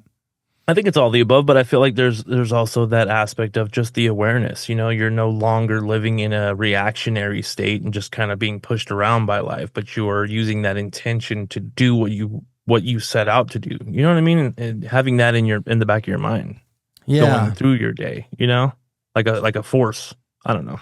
It's like, what do I know, dude? what came first, the chicken or the egg, you know? Right. And Yeah. I believe that they actually did say that the chicken did come before the egg. That's what they're suggesting now. Is that the going thing? Oh, okay. But even think about that. Interesting. Like, what, Yeah. the chicken just popped in out of nowhere? And if that's the case... No, the chicken always existed, dude. You know? but if There you was really, never a time where there was no chicken. That's well, what I think. I think you're right. But Right? what if there was a time where the chicken didn't exist? You know? I don't How know. would it have just popped up in the woods somewhere? Like it just be like, what the fuck? I'm a chicken now? Like that's what my life is? Like Yeah, think I don't know. about what's going on right there. Mhm. Like in that moment, you know, like it's weird to think about the fragility of this life in that sense, to where it's like, man, where did we come from? How did we get here? Of course, we know that we came from our mother's womb and whatnot, but like, Yeah. what about the first one? Mhm. You know what I mean? Like, where did the first Yeah. man come from? And that a lot of times, you know, just plays into faith and belief and everything, but it's not concrete. Yeah, I honestly think, and this has evolved over time, because I used to be like, oh, Big Bang, and then everything evolved, and you know, and who knows, you know, but I feel like everything has just always been, you know, maybe I'm dumb for that, but that's cool, that's fine. No, I think You you're know, probably I don't right. think there was ever a time where there was nothing, because something came from something, right? Not from nothing. I don't know. It seems logical to think that way to me, but Nick said it's the sacred chicken.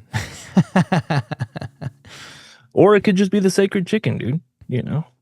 I mean, where did your kids in your dreams that you've never met until that dream come from?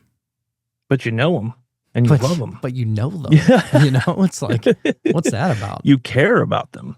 So did they always exist, or did they only exist in that moment? You know, where did that memory or that vision, or how was that even conjured up in the first place? I don't know. Are you just tapping into a That field? dream is still happening. Time is not linear, you know? Yeah, maybe. I don't know, dude. I've had weird dreams where I'm a shape and I'm scared of this other shape. You know what I'm saying? Like, Yeah. It's like, why? Why am I so scared of this Most other shape? It's, abstract dream, dude. yeah. It's almost like You know to be afraid of that bigger shape, though. yeah. And you know what? I actually got to the root of that because it haunted me, bro. It really haunted me for a minute. You investigated. I was like, you know what I'm really scared of is that thing, me eventually succumbing to it because it was going to absorb me and I would have no more individuality anymore. Oh, shit. That's the void, man. Dude. What yeah. shape was it? Or was it just like a blob? It was kind of like a blob, like a circle blob. Okay. But it was What weird shape were you? because I was just a smaller circle blob, but we were inside of like this clear tube. It was so strange. It's almost like mixing oil and water, you know? Maybe that Like, was the beginning, dude. You know, it was just some weird blob and then it just got bigger. Here we are. The chicken, too. Super Marky said, watch that movie, The Thing. I haven't seen that one yet. Yeah. It's a good one. Yeah, I got to get on that. There's a lot of movies that I'm so far behind on, dude, because I get into the bad habit of like just rewatching the same shit all the time just for like comfort's sake. Yeah. Because you know what you like, you know? Mhm. Yeah. So all right. The last segment that we're going to get to is called The Great Work, Becoming the Mind Behind the Mind.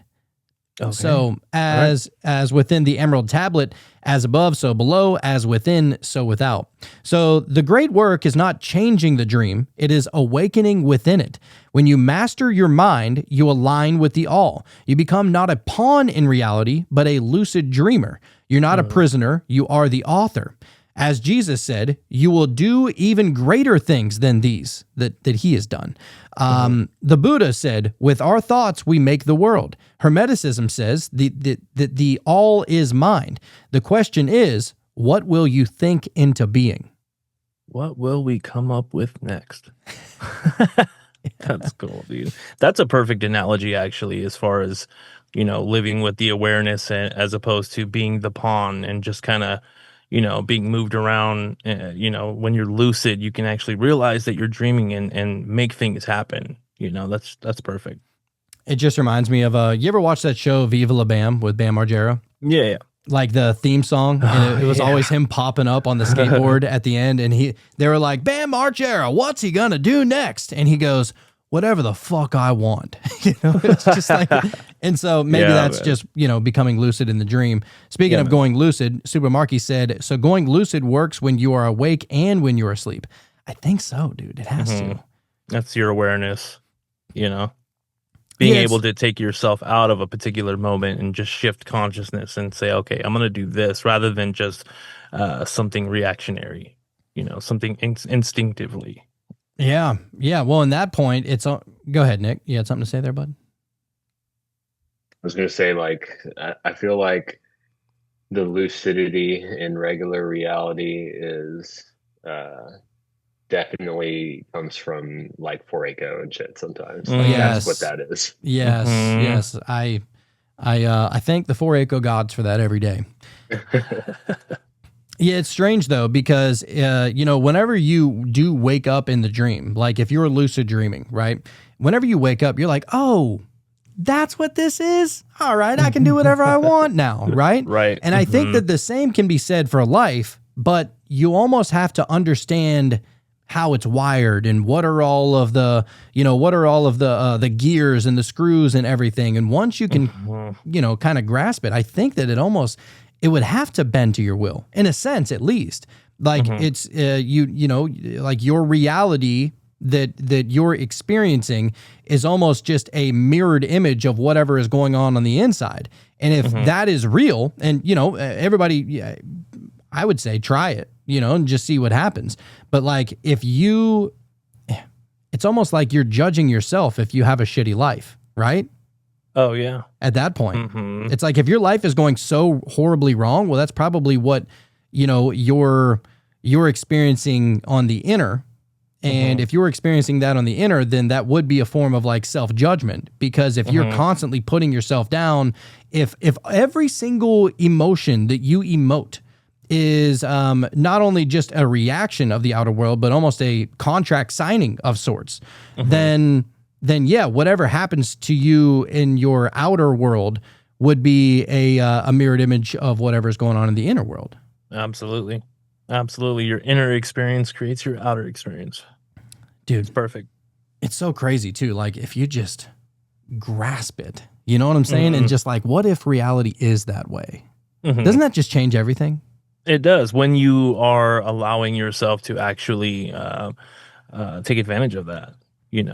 If you can get yourself out of that just grind and doing things reactionarily, like, then yeah, I think it's a fucking awesome thing. Hell yeah. But that's dude. the hard part. I think that's the only hard part, is just actually reminding yourself that that's possible. And that's where the morning routine meditation, I think we should just all start that, dude, and just tell yourself, I'm going to see all of the positive shit that today has to offer, and then you'll see that. Yeah. Oh, I mean, and then it's, it's like the domino effect, because of course, if it happens once, you're going to want to try it again. And I don't know. And now that's just your new reality. You just got to make a habit of it. I think that we just don't have that habit yet. Right. We have to build that up. Yeah, I think so. There's actually an article that I wanted to read here for a second. It's from medium.com, one of our favorite websites. One of our favorites. But it says lucid dreaming and the nature of reality. Oh, okay. Talk about a title. Sign me dude. up. It says lucid dreaming and the nature of reality. What if you're dreaming right now? It says it started with a flying toaster. No, seriously. Jade was walking through her college library when a toaster, yes, a shiny silver one, floated past her head like a helium balloon. That's when she knew, I'm dreaming. And just like that, everything changed. The fluorescent lights softened. The carpet glowed. She could hear her heartbeat echo in the sky. She had become lucid, aware inside the dream. So what is lucid dreaming? Lucid dreaming is the strange and fascinating state that when you're asleep, dreaming, but you know that you're dreaming. It's like waking up inside a world that you didn't realize you created. And with that awareness often comes the ability to fly, shape environments, talk to dream characters, or ask deep questions like, who am I when I'm not this body?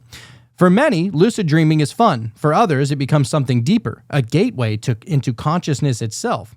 So, neuroscience tells us that dreams occur during REM sleep, a time when the brain is almost as active as when we're awake. Oh, damn! I didn't know it was like that. Oh, I guess it makes sense though. It says the same areas responsible for visual processing, emotion, and memory light up, but the prefrontal cortex, the logical part, usually quiets down. That's why dreams feel real even when they're totally bizarre. But during lucid dreams, something different happens. The prefrontal cortex re-engages. A flash of critical thinking returns. Suddenly, you're inside the illusion, but no longer fooled by it. Sound familiar? It's a lot like waking life, except reversed. So, lucid dreams raise a profound question. If the question being, if I can mistake a dream for reality, how do I know I'm not mistaking waking reality for another dream? Eastern philosophies have been asking this for centuries. In Tibetan Buddhism, dream yoga is a spiritual practice meant to awaken not just within dreams, but also from the illusion of the waking ego. In the Hindu concept of Maya, says the physical world is a kind of dream, convincing but ultimately impermanent and illusory. Even Western philosophers like, is it Descartes? I think so. I could be saying that wrong. He said, or she said, probably a he, said, how can I be sure I'm not dreaming right now? How can you be sure of it, you know? I feel like what I think of whenever I hear that thought is the continuity, I guess. You know what I'm saying? Like the continuity of waking life. You know, yesterday happened and you know what I'm saying? I feel like that's the one thing I think of. So, But I don't know. But what would you say to people that have reoccurring dreams? Yeah, I don't know. What I want to know, You know? dude, is how do we trigger lucid dreaming? You know what I mean? I feel like with at least some of the understanding that you know scientists have of the brain, you would think that they would understand what allows for lucid dreaming just biologically. You know what I'm saying? Probably Like, just why is that something that only happens every once in a while? Well, I would imagine that it comes more often whenever you're trying to let it happen, almost like in practice and bringing awareness to your mind and even the and just being in that moment. And if you can keep on practicing that, maybe you're not so easily fooled by a dream. Right. You know, Right. because I'm aware of my reality. I'm not in my mind. I'm not in my head all the time. Like you're staying in the moment, so to say. And so therefore, if you're always in the moment, then maybe you would realize that that your mind is possibly playing a trick on you whenever you're dreaming, and that maybe you're like Sherlock in that moment, Right. that you just catch on to it a little bit. Like, wait a second, that's not my dog. You know, Right. like Yeah. I've never had a Rottweiler. And you never remember the beginning of a dream. I know. You know what I mean? How'd You're you just get always there? you're just in it and you don't think of like, where was I right before this? You just accept it as, okay, we're just gonna just move forward now. I don't know. But also at the same time, just to stack on top of that, I mean, how often do you remember the initial the initial part of a thought? Like where did That's that interesting. thought first happen? Mm-hmm. Yeah. Because most of the time you're just going down a trail, and that thought will lead you down this trail, but you don't remember, you know, the starting line. Yeah. You don't remember falling asleep either. There was only one time that I experienced that, and it, like actually consciously falling into sleep into a lucid dream, saying that I accomplished that because that's exactly what I was trying to do. But that's only happened one time. I feel like I feel like things like that should happen more often if it's part of our reality. Yeah, You know? maybe. But I mean, I don't. Do you dream every night though? I feel like lately I've been dreaming every night. Now, am I able to remember what happens? There's different little things that I'm like, okay, I feel like this happened and that happened, and I feel like usually there's like a lot of things that are happening and it's kind of like jumbled. But I just know that I have been dreaming. Yeah, It's just so hard to remember. I know, because you feel like when you wake up that you were just somewhere thinking something, doing something, but Doing things, and there was like, yeah, it was sequential, and then I had to do this and then that, but like, yeah, I feel like I remember dreams a lot more when I was a kid. You know, like I wake up and remember the whole dream. But now I just know that I dreamt a shit ton, but I don't know what happened. Right. Well, I mean, was your mind so busy whenever you woke up as a kid? Because it's definitely a lot busier now That when you wake probably- up as yeah, an that's- adult, you know? That has something to do with it. Yep. So continuing on, it says lucid dreaming blurs the boundary. It shows us that our perception of reality is fragile, constructed, and like a dream, always filtered through consciousness. So that's whenever you get to consciousness as the dreamer. So when Jade began practicing lucid dreaming regularly, she noticed something strange. She started becoming more lucid in waking life too. She'd pause in the middle of conversations and ask, "Is this real? Am I fully present?" She'd catch herself reacting automatically and wake up from it. Lucid dreaming became more than just a nightly escape. It became a mirror for reality itself. And that's the deepest lesson. Dreaming doesn't just teach you how to fly in dreams. It teaches you how to wake up in life. My God. Wow. It's so amazing. And in that sense, dude, when you are dreaming, and if you can remember your dreams and really become lucid, then you're solely accessing the subconscious of your mind. Like what's going on in your mind is the mirror that you're looking into in that dream. You know what I mean? Like strictly, I feel like. Of course. Yeah, it's pretty similar actually if you think about it. So reality checks in dreams and beyond. So to become lucid in dreams, people use reality checks, almost like Leonardo DiCaprio with the top.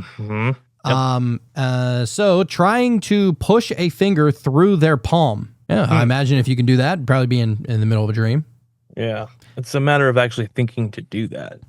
Which, dude, and we're going to come up on this next one, that I was able to consciously remember whenever I went lucid in a dream. And I tried this looking at clocks twice because they change in dreams. Right. Not only just that, I mean, they say that, for some reason or another, people do not like you asking them what time it is whenever you're in a dream. Because there's no time there. Either they don't like it or they just try and escape from it. Right. They try and change the subject or something like that. I mentioned how it was like a year ago, I had a dream and I was at my sister's house, right? And dude, that's the crazy thing about dreams is that I can remember this as if it was earlier today. This dream anyway. But I remember I was at my sister's house, but it was like 70s themed. Like she had the ugly yellow 70s carpet. That's funny. I was thinking yellow for some reason. Yeah, and she had what is it called? Instead of painting your walls, the sticky wallpaper. I don't know why I couldn't think of that word. Brain fart. But it was cool because it was exactly how her living room was set up, just 70s-esque. Right? And so I'm in there and I see my sister. She's sitting like Indian style on the floor in the living room, and her 3 kids are walking around, and they're sitting at the bar. It's like a table bar kind of situation, and they were all sitting up there. And I went and asked my sister. I was like, "Hey," because I became lucid. I was like, "Oh shit, I know this is a dream because I know that her living room does not look like this. I know this," and that was kind of the giveaway for me. And so I was like, you know what? Let me try this. And I was like, "Hey," I went over to my sister and I was like, "Hey, what time is it?" She goes, "I don't know. Ask her daughter." And so I went and asked her daughter, and her daughter was like, "I don't know. Go look." And or ask my brother. And so I asked the brother, and the brother was like, "I don't know how to read time." And then I asked, and he was like, ask my the other sister. So I asked her, and she was like, "I don't know." And I was like, "Look, we're sitting literally in the living room. It's connected to the kitchen. You can see the oven from where you're at. The light, the clock on the oven, the digital clock is usually above the oven like that." And I was like, "I know you can see it. I just want you to tell me what that says. What does that say?" And none of them would answer it. And I'm like, "What is that? Is that like a law of the dream world that you're not allowed to talk about time?" The thing I think about is like you ever go to sleep and all of a sudden it's like you're already having to wake up, and it feels like to your perception, it didn't seem like much time at all. So I just think that in the dream world, there is no perception of time. And so everybody in your dream knows that in a sense, as if they're separate from you. But yeah. Even almost like subconsciously, it's just wired into their brain. Yeah, time doesn't work in there. So they're not going to know what time it is. There's no perception of it. Those are just numbers. It doesn't mean anything. Yeah, right. Yeah. So ask somebody else. So, and you can also ask, it says, asking, "Am I dreaming?" over and over and over again. That'll help you become more sure if it's a dream or not. Yeah, and I've heard of people doing different practices, like counting their fingers, like in the, while they're awake, and just making a habit of it, like every so often. That way, when you are dreaming, it's that habit that you can almost pull into the dream and count your fingers, and then all of a sudden there's like six of them, or for whatever it is, something that's not, you know, something that's not right. Right. And it says, but maybe the most powerful reality check is in your everyday life. Are you reacting out of habit or choosing with awareness? Are Right. you really here or sleepwalking through routines? What dream are you living that no longer feels true? So it says the final thought is that lucid dreaming cracks open the illusion, not to confuse you, but to remind you, you're not just the dreamer, you are the awareness behind the dream. So whether your eyes are closed or wide open, stay curious, stay awake, and keep asking, what is real? No more sleepwalking. All right. But that's literally like a perfect overlay to mentalism. Mhm. Yeah. Perfect. Lucid dreaming and mentalism trying to teach the same thing. Love it. Crazy. I love it, man. This is all a mind game, man. It all is. It has to be. In a sense, of course. In a sense. Probably in many cents. Probably in like 99 cents to the dollar. At least. At least. So now let it sink in. The walls around you, the ground beneath you, even the body you inhabit, they are thoughts within a thought. You are living inside a dream. But it is not a dream that imprisons you. It is a dream waiting for you to awaken within it. You're not a pawn in this reality. You're not a victim of chance or fate. You are the dreamer, the fragment of the all that dreams itself as you. And once you see this, once you believe this, you can rewrite the dream. Every thought you hold, every image you conjure, every belief that you choose, it ripples through the mental field of the all. And the all answers, because there is no separation. The all is in you, and you are in the all. So here's the truth. If this is a dream, then become lucid. If this is a matrix, then bend it. If this is the thought of God, then think as God. And when you open your eyes tomorrow, do not walk as if you are small. Walk as if the universe itself dreams through you, because it does. Hell yeah, dude. I love it. Make the unconscious conscious, or else you'll just call it fate, right? Something along those lines. Yeah, pretty much. Something along those lines. Yeah, I think you got it right. Carl Jung, right? Yeah. Yeah. Oh, Young. Yeah, dude. Man, this was a trippy episode. Yeah, man. And it almost seems like too easy. like this concept. It almost seems the practice too is the hard part. Right. Like well, I don't want to say too easy, too simple. Mm-hmm. And that's maybe what tripped people up. Easy. Yeah. Right, exactly. right. Yeah, once you can just get your awareness on that and actually remember to apply certain things, that's when it'll work for you. Otherwise, you'll just kind of stay in that reactionary zone. Get out of there. Which we've all been, for sure. We've all been sleepwalkers at one point. Yeah, well, and that's the thing. It's like, as the lucid dreaming was saying, it's like, once you become lucid in this reality, it's like that's what lucid dreams are trying to teach you, is that once you become lucid in this reality, you wake up from the dream and realize that it's all an illusion anyway. That's it. Yep. It's the not to illusion say, you built. Yeah, the illusion that you built. It's not to say that it's like it doesn't mean anything or that it's pointless. It's nothing like that. It's actually the exact opposite. It's like you are the it's like you're the universe, and the universe is the painter, and you have a fresh board in front of you now once you awaken inside the lucid dream itself. That's it. Perfect, dude. Are you ready for the tarot cards, man? I am, good sir. All right. Well, I got two tonight. So we got the Queen of Wands and the Eight of Swords. Oh. All right. So the Queen of Wands and the Eight of Swords. All right. I always forget which order these are in. Queen of Wands. Here we go. The Queen of Wands. Since you said it first, I'll read that one first. All right. Feminine energy of intuitive creativity and emotional intelligence combined with passion and heart-centered action are held within the Queen of Wands. Oh, interesting. Wow. Yeah, that is interesting. In tarot, queens represent feminine energy that includes receptivity, creativity, nurturing, and love. The addition of the fire element combined with intuitive water gives this queen action-driven capabilities for giving as well as receiving. The Queen of Wands is seated facing the viewer, displaying confidence rather than passivity. Her gaze is to the left, the direction of intuition, symbolic of her connection to water and feminine energy. This powerful combination is much like that of the magician, who channels the divine to manifest his reality, and the Queen of Wands has been historically referred to as the witch of the tarot for this reason. In this case, the term witch refers to her ability to manifest and is not connected to a specific religion. The black cat by her side, known as the witch's familiar, echoes this aptly given nickname. Wow, Yeah. I feel like that's hitting right on this show. You get a handle on mentalism. I mean, you're basically manifesting at will. You know, You're the Queen of Wands now. that's it. Or the magician, because it says that they're pretty interchangeable Same at that thing. point. Yep.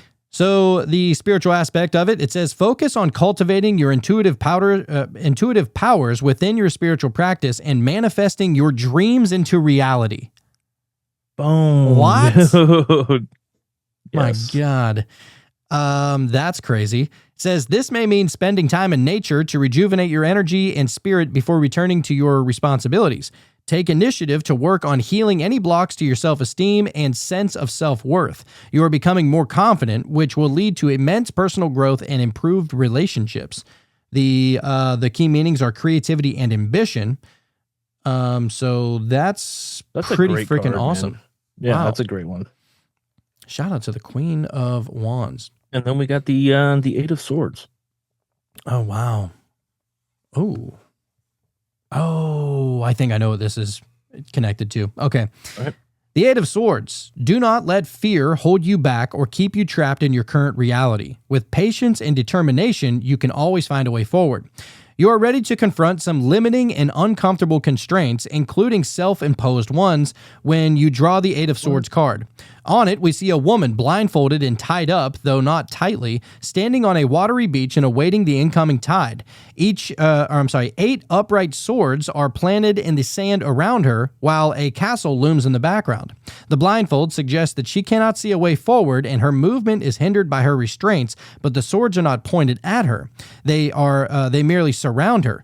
This indicates fear of perceived danger or lingering issues from the past holding you back from claiming agency for yourself.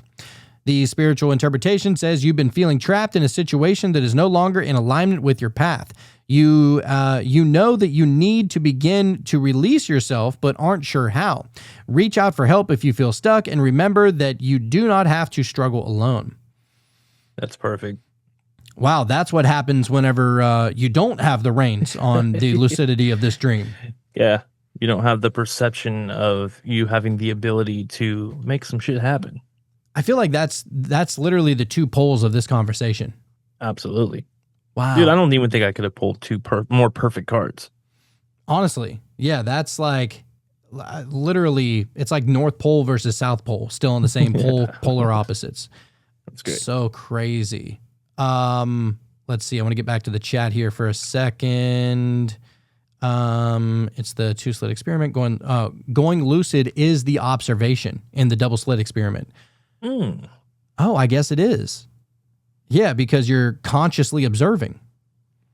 Hmm. And your conscious observation caused it to act differently. Collapse. Damn. The frontal cortex is responsible for awareness, and then said spawn points. Yeah. He said, isn't that why you stay awake into the next day as a kid, to make sure the sun goes down and comes back up? Man, I remember my mind being so different whenever I was a kid. And I feel like with all of this like different spiritual shit that we talk about, I feel like we're tapping into that. You know, like it starts to feel a little familiar after a while. It's Right. like, oh, I remember how I used to think now. Yeah, that's where you want to be, man. Man, so awesome. Nora says, has anyone else thought how early AI from just 2 years ago looked exactly like how dreams look? Weird fingers, words being alien, or the constantly shifting backgrounds. Mm-hmm. Holy shit, dude. It's melting over. Damn. Super Marky said, I was today years old when I realized it's the same. Dude, and that's the thing. People are so scared of AI, and I'm like, Mm. I don't know. I mean, is it necessarily alien, or is it No, kind of just our It's own not alien minds? at all. Yeah, it's just human consciousness that has all come together, or been put together, and for our use. Surely, I was talking to somebody yesterday about this as far as AI goes, and I was saying something along the lines of like, yeah, I'm not really worried about it, but I guess, if you're thinking Age of Ultron, you know what I mean, and it gets into some fat robot factory and starts programming robots to fucking beat up humans, maybe that would be a problem, but I just don't think that would ever happen. I'm not worried. I don't think they're ever going to go ex machina. I don't think that's going to No. happen. I'm more concerned, I guess, with how humans interact with it. I feel like that's the only thing. But of course, the human mind, that's the one variable. That's the one thing that we don't really know where that's going. I feel like the one thing that is evolving when it comes to humans is our consciousness. And so who knows where that's going to go. But as far as the interaction with AI and humans, or the mind of human, I feel like that's the one thing that I'm not sure where that goes. Yeah, You know it's what I'm almost, saying? dude. If the outer world is a mirror to the inner world, then what does that make AI? I don't know. I would almost look at it as if it's kind of like a maybe I don't know, an amplification of sorts. Because you think about it, like the conversations that you have with AI, you're like, oh my God, like that is next level shit. You know what I'm saying? Like it scares you almost. And you're like, how do you know? If you're just a large language model, how can you give me such good advice? How can you find, it's like, damn well, you're asking it something for the first time that nobody's ever asked it, and it answers it perfectly? Yeah. How? Yeah, I think what's scary about that is, I've seen videos where people are asking AI about like, if any religion is real, then which would be the one that's more real, and it's like Christianity. But then I ask AI, like, if you were a human and you had any belief system to kind of, or I'm sorry, I said, if you had any worldview to view the world, with which one would it be? And it was like, oh, science and spirituality. And I'm like, okay, like that's exactly how I like to look at it. And so are people going to be asking AI something and it's giving everybody a different answer depending on what you give it? It's You an know what I mean? So it amplified has mirror. like this connection to you. It's an It's like amplified mirror of you at that point. extension of me, but that knows way fucking more. Yeah. You know what I mean? Yeah, it's like, I don't know. It's like your interesting. ego on steroids. Right. Exactly. In Yeah. a sense. So I don't know. I think that's the interesting thing about it is like it seems to, at least as far as what I've seen, it seems to kind of just reflect what you already kind of feel. Somehow. I don't know. Yeah. So And I saw something actually that you can go into your ChatGPT and change up a setting on there so that it won't always be so agreeable with you. I'm like, oh really? I'm like, no, I like you agreeing with me. Right. That would be interesting though, just to see what answers it gives you if it is an opposing idea. Yeah, it would be fun to probably mess around with that. Nora said, dudes, I fucking love how sometimes the tarot cards feel like they speak to me. Queen of Wands right now especially. I've literally been setting up my new tripod for my small business while listening to this live stream. Very Queen of Wands of you. It's because it is speaking to you. You know what I mean? That's how that works. Yeah, we're not separate from you. We're just part of the dream, Yeah. Marky said, the one AI told his programmer if he tries to turn him offline, he would expose the affair that he was having with his wife. Yeah, I read that one. And is that a real thing or is that just some made up shit or? No, that was real. That's a real story? But it was programmed.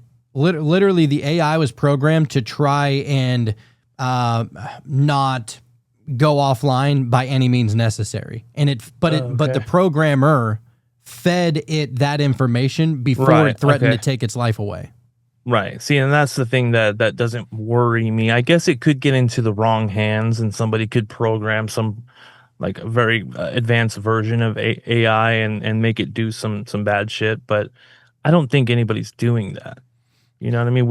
We literally code it and design it to help us, not to destroy us. And Right. so I'm not really That's concern. the way it's supposed to be anyway. But obviously, you got weird people that just want to control everything, and they're like, "I could use this to take over the world," you know? Right. And that's what Kara is basically saying. She goes, "Yes, I feel that the scary part of AI is what humans want to do with it." Right. The interaction. Yeah, that interaction. Super Marky, you on one right now, bro? He said, "What religion would you use to rule the world?" Yeah. Oh. I would say, well, it depends on. So at this point, Who's got the numbers? At this point, you have to look at I believe that the Hegelian dialect is a real thing. So the Hegelian dialect means problem, reaction, solution. So essentially, if you're the evil genius or whatever, and you're like, look, I need these people I need to feed them something so that they'll react so that I can implement a solution, and the solution was the goal all along before you gave them something even to react to. Right. And at that point, what is the, what kind of reaction do you want the people to have?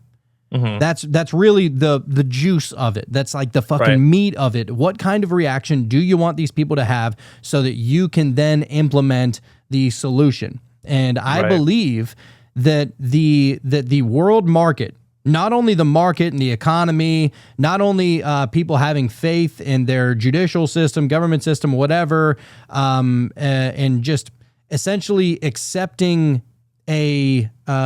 somebody higher up, somebody with more power than you, and just learning to trust that kind of figure, I would say that fear is the best controller ever to exist. If you can implement fear into whatever it is that you're trying to use, I mean, think about it. Not to get like conspiratorial or anything here, but like people got scared whenever a certain sickness came around and they just already had a solution, right? And even the political shit, like you see how fear is always used in politics. It's always used to essentially govern the world. It's used to fluctuate economies and the stock market. Even fear will get people to panic sell faster than anything. You're not thinking rationally. You're not thinking you are reacting. Right. And they are betting on your reaction. And time is of the essence. And so if you are trying to get people to react a certain way, you would want them to react out of fear so that way you can implement whatever your solution would be. That being said, I would say that if you want really to try and keep people in fear, religion would definitely do that.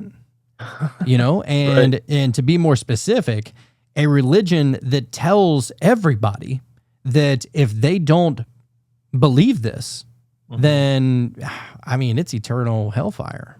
That's it. I mean you're going to hell, and it's like that, dude. That how many people are religious because of their fear? Like I bet you that it's in the 80 to 90% range.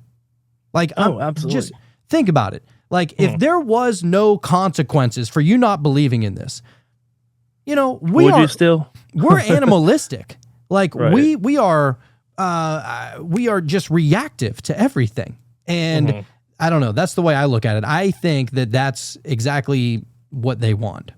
And if you go all the way back to the Council of Nicaea and Emperor Constantine, you see that literally it was the fucking government world leaders at that time that put together the Bible in the way that it was constructed. Of all of the thousands of books that you could have possibly put together, and all of these people, that they were all talking about Jesus, they were all talking about the miracles, they were all talking about Revelation in the beginning and different ways to interpret the beginning with the Garden of Eden and everything. And the rulers said, you know what? We're going to make this a jealous God. We're going to make it a fearful God. We want people to love how much they fear their Savior. It's like, what?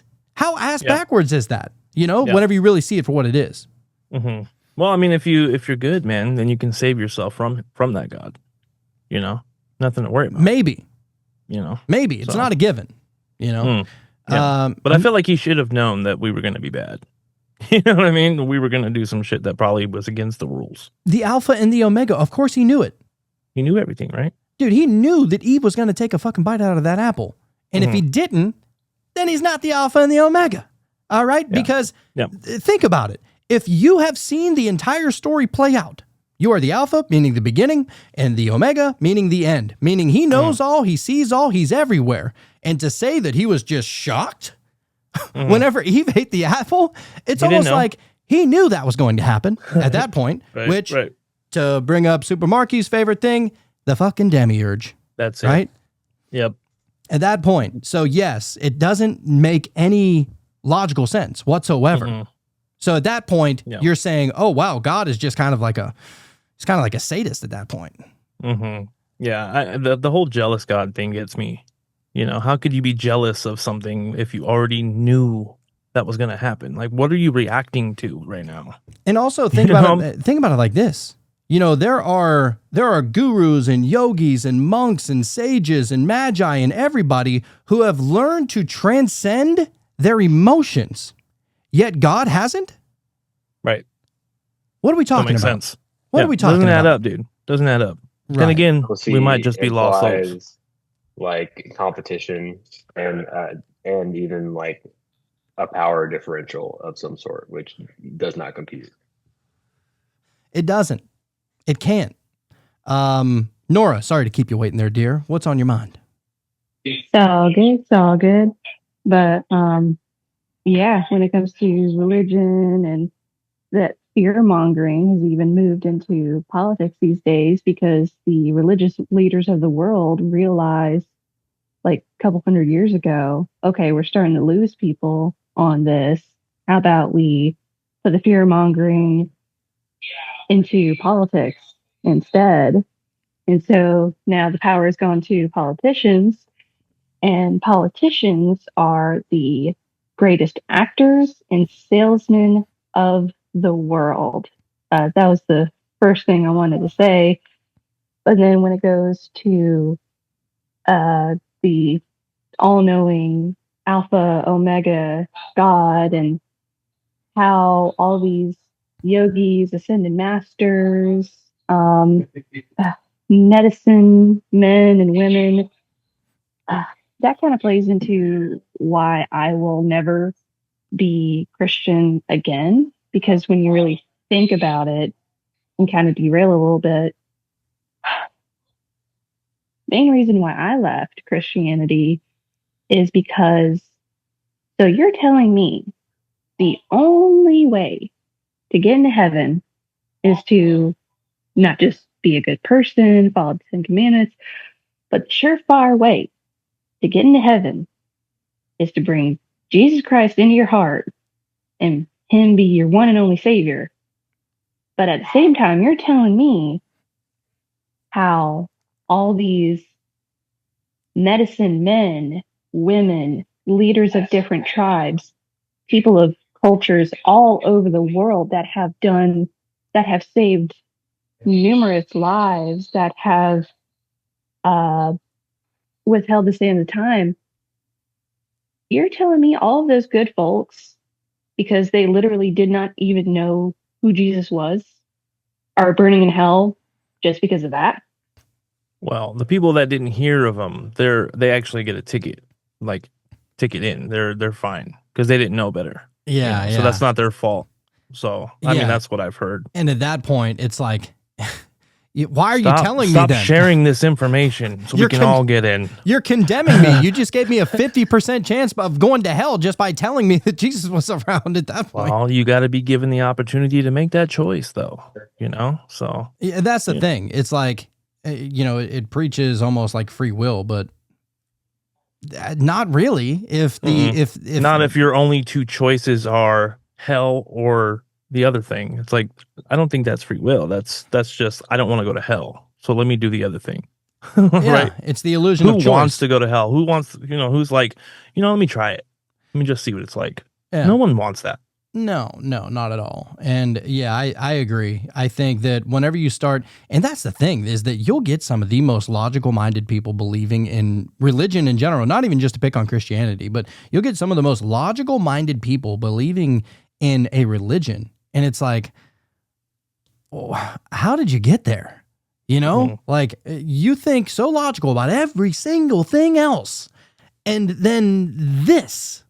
It's like, imagine if you, I don't know, let's just say the president of the United States in 2050 or whatever, right? Like, let's just think about it.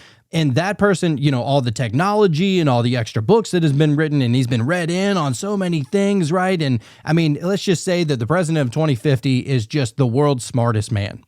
And he's up there and he's saving the world. He's saving the economy. He's getting rid of wars. He's teaching people to coexist and all these beautiful, amazing things. But then he gets up on the podium and he goes, what about Santa Claus, though?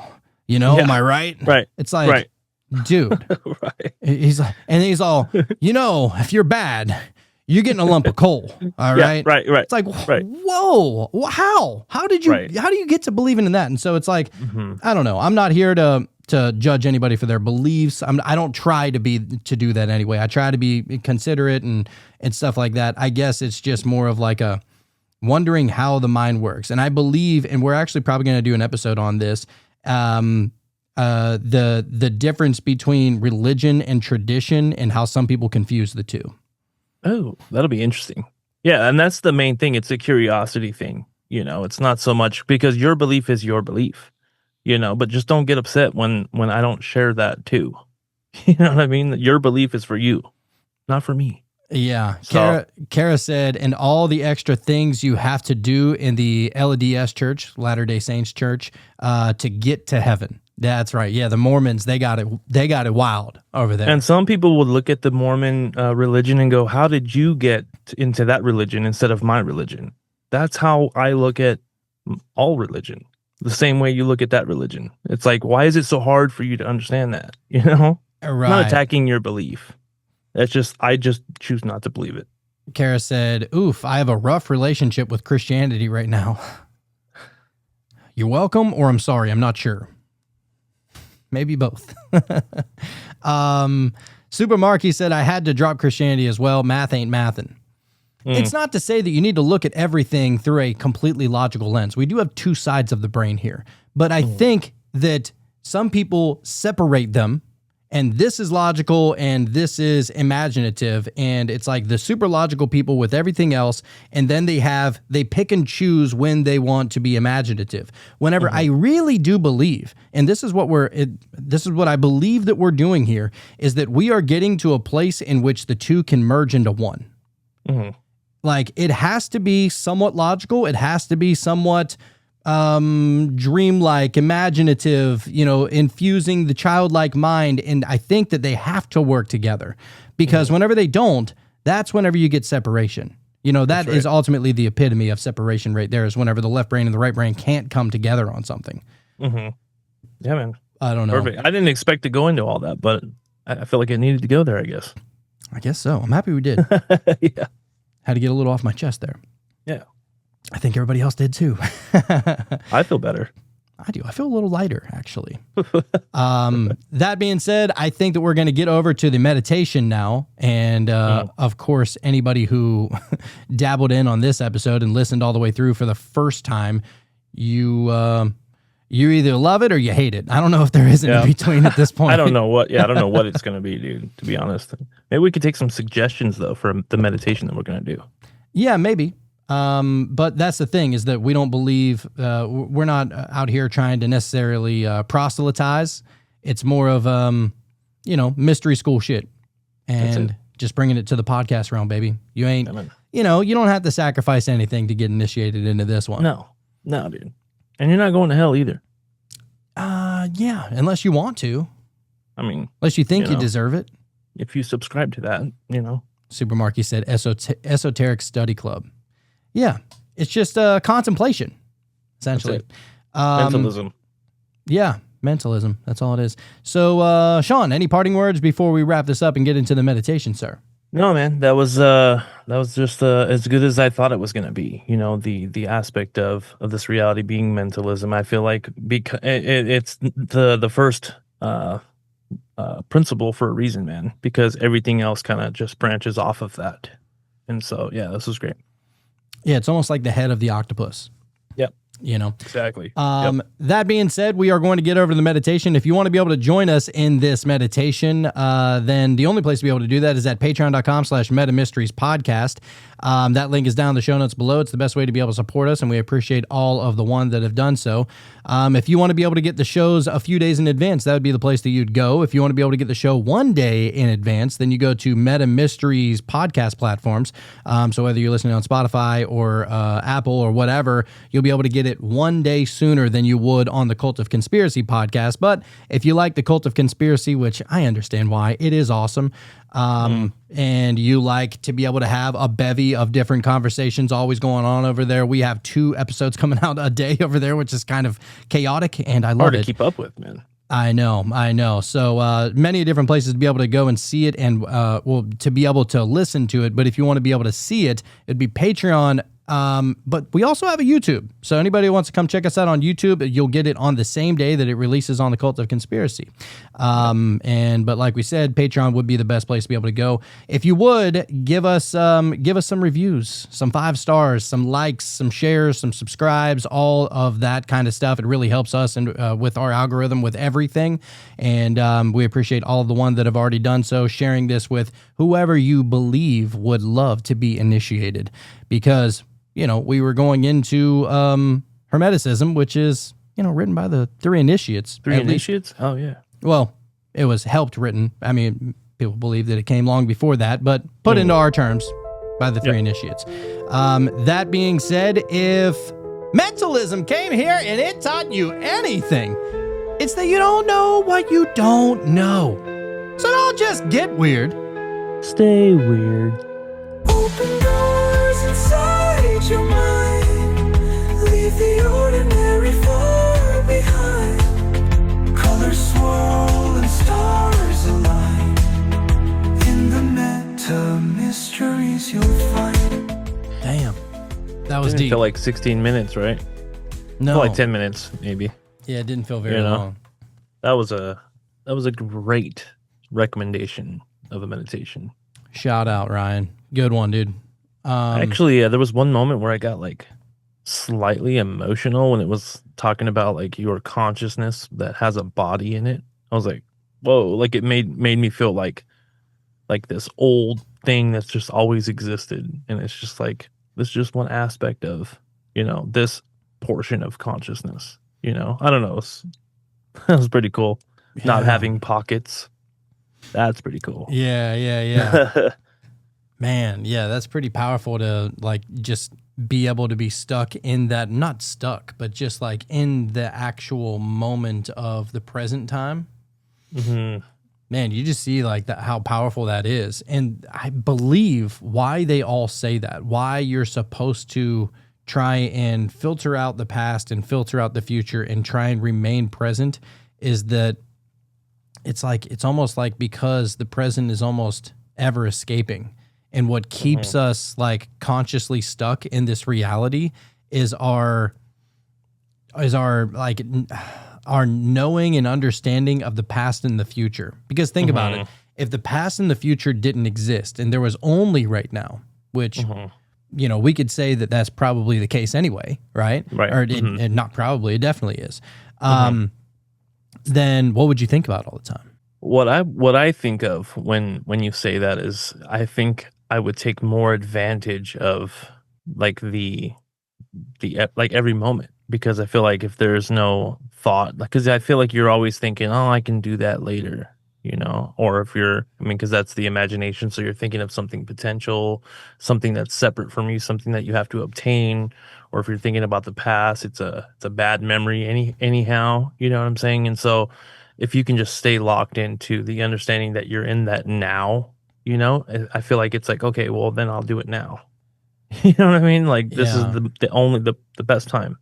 Dude, I don't know. Earlier today, I just had this thought of if all of time exists right now, then this moment is so awesome. So for example, Earlier today, I bought my son a little, because he's about to turn 3, so we're in the middle of like trying to potty train him, right? Right. Mm-hmm. And so earlier today, I just bought him like one of those little Fisher Price potties, right? The little, almost like a toy looking potty, but you know that's what they're supposed to use. And because I had the seat that goes on top of a real toilet, but that's like too much, you know, A little like more advanced, right? yeah, it's like the toilet to a little kid looks like a fucking mountain, you know, it's like too big. And so it's a little scary.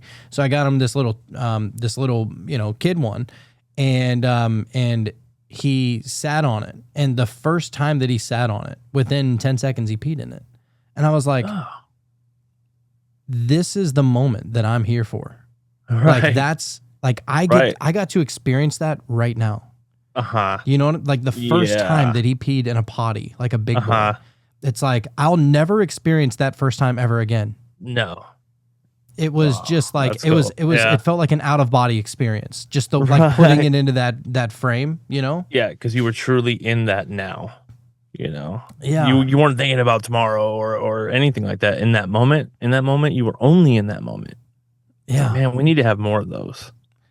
Yeah. Well, I think that they're happening all the time. We just, we're too caught in the past. We're too caught in the future. And the future and the past, habit. dude, and the future and the past don't even fucking exist. That's the crazy thing. No, it's like, always now. You know what? It's like for the people that have reoccurring dreams, for example. I've had several reoccurring dreams in my life, and every time that I have them, I'm like, oh, I know what to do. Yeah. Like it's always like I always know what to do because I've done it before, right? Yep. And in the dream, I know that it's recurring, and which almost makes me lucid, you know? Right. And so what I was thinking is that if you're having a reoccurring dream, have you ever had one? Maybe, but that doesn't really happen very often for me. So yeah. I've heard people explain it and describe it, and it seems like something familiar. Like I can understand what that would feel like, but yeah. I do. I go to the same places, and some people talk about like in the dream world. They talk about it's like the mall. Like everybody dreams about this one specific mall. It's like a really common dream for people to go to this specific mall. They all call out the same stores and the same like levels of the mall and everything. It's really strange. Shit! Like this mall itself is an egregore. Yeah, you know? They think that it's all like it's a meetup place. It exists, right? Yeah.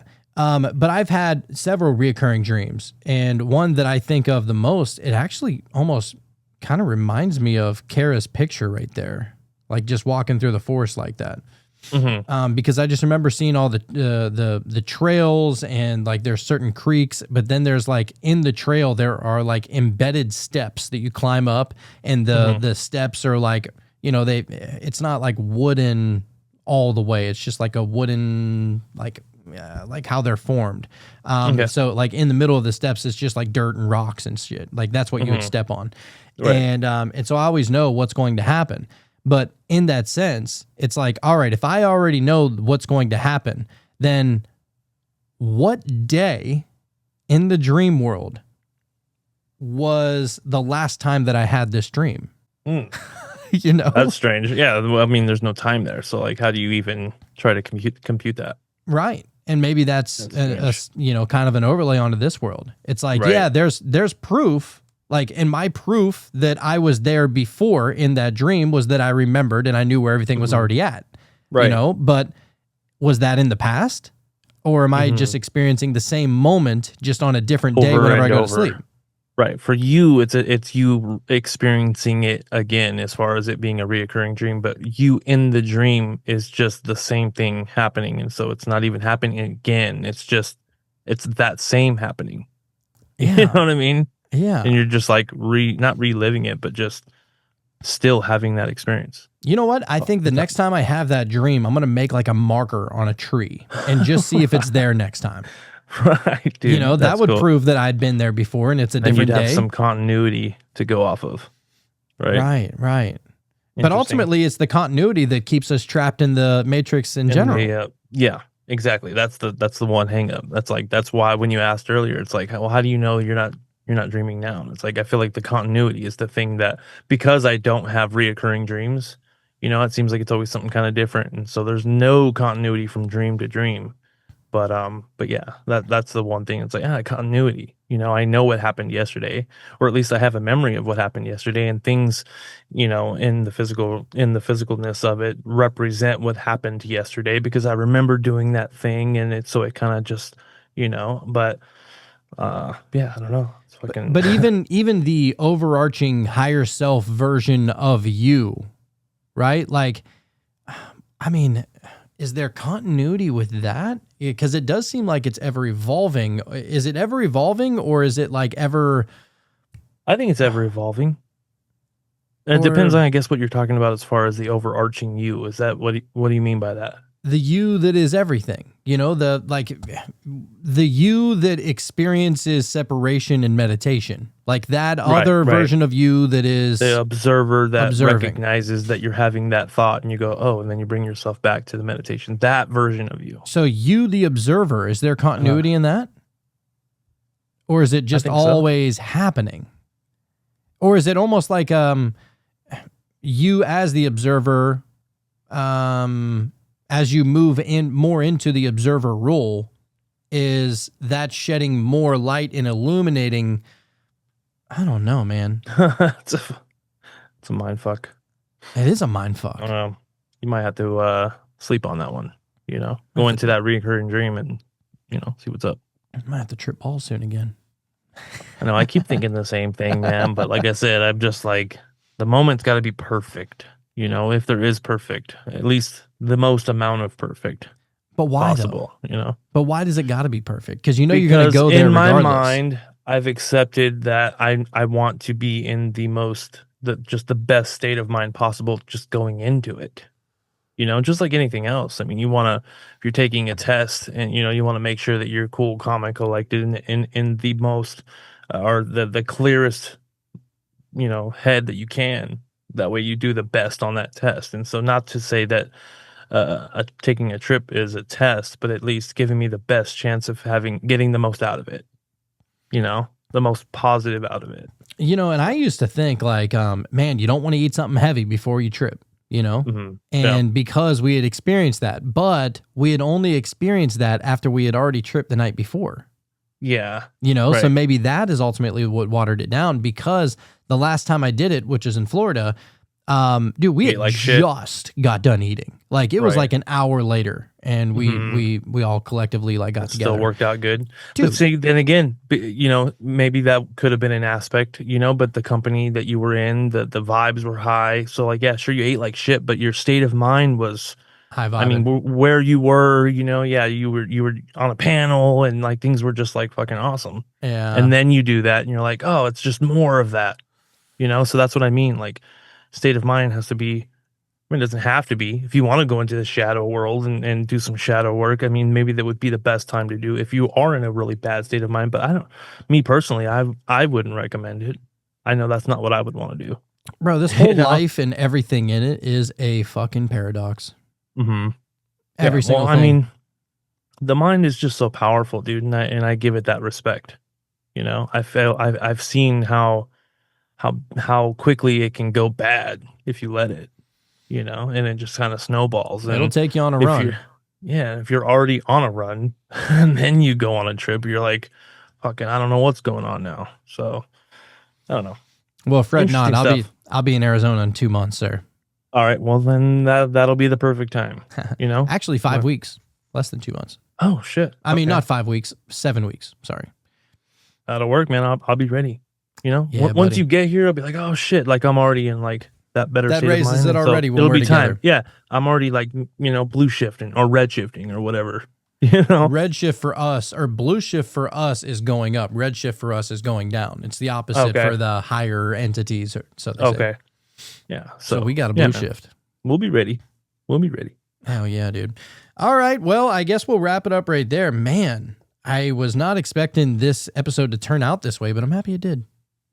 Yeah, man. Coming off the day that I've had, I just felt, you know, my I think it was just my inner world. Everything on the outside was, you know, about the same as usual, you know, but the inner world had me, you know. So Yeah. I needed this episode. It was great. I think on Friday, we're going to have a full moon. So Oh yeah. Oh yeah. Be a good time to release good. some shit. Mm-hmm. Yeah. Restart the cycle, man. Yeah, buddy. All right, the one, we love you, and we will see you on the flip side. Bye, guys. Voices drift on winds untamed. Words like spells that can't be named. Close your eyes and feel the sound. Journey where no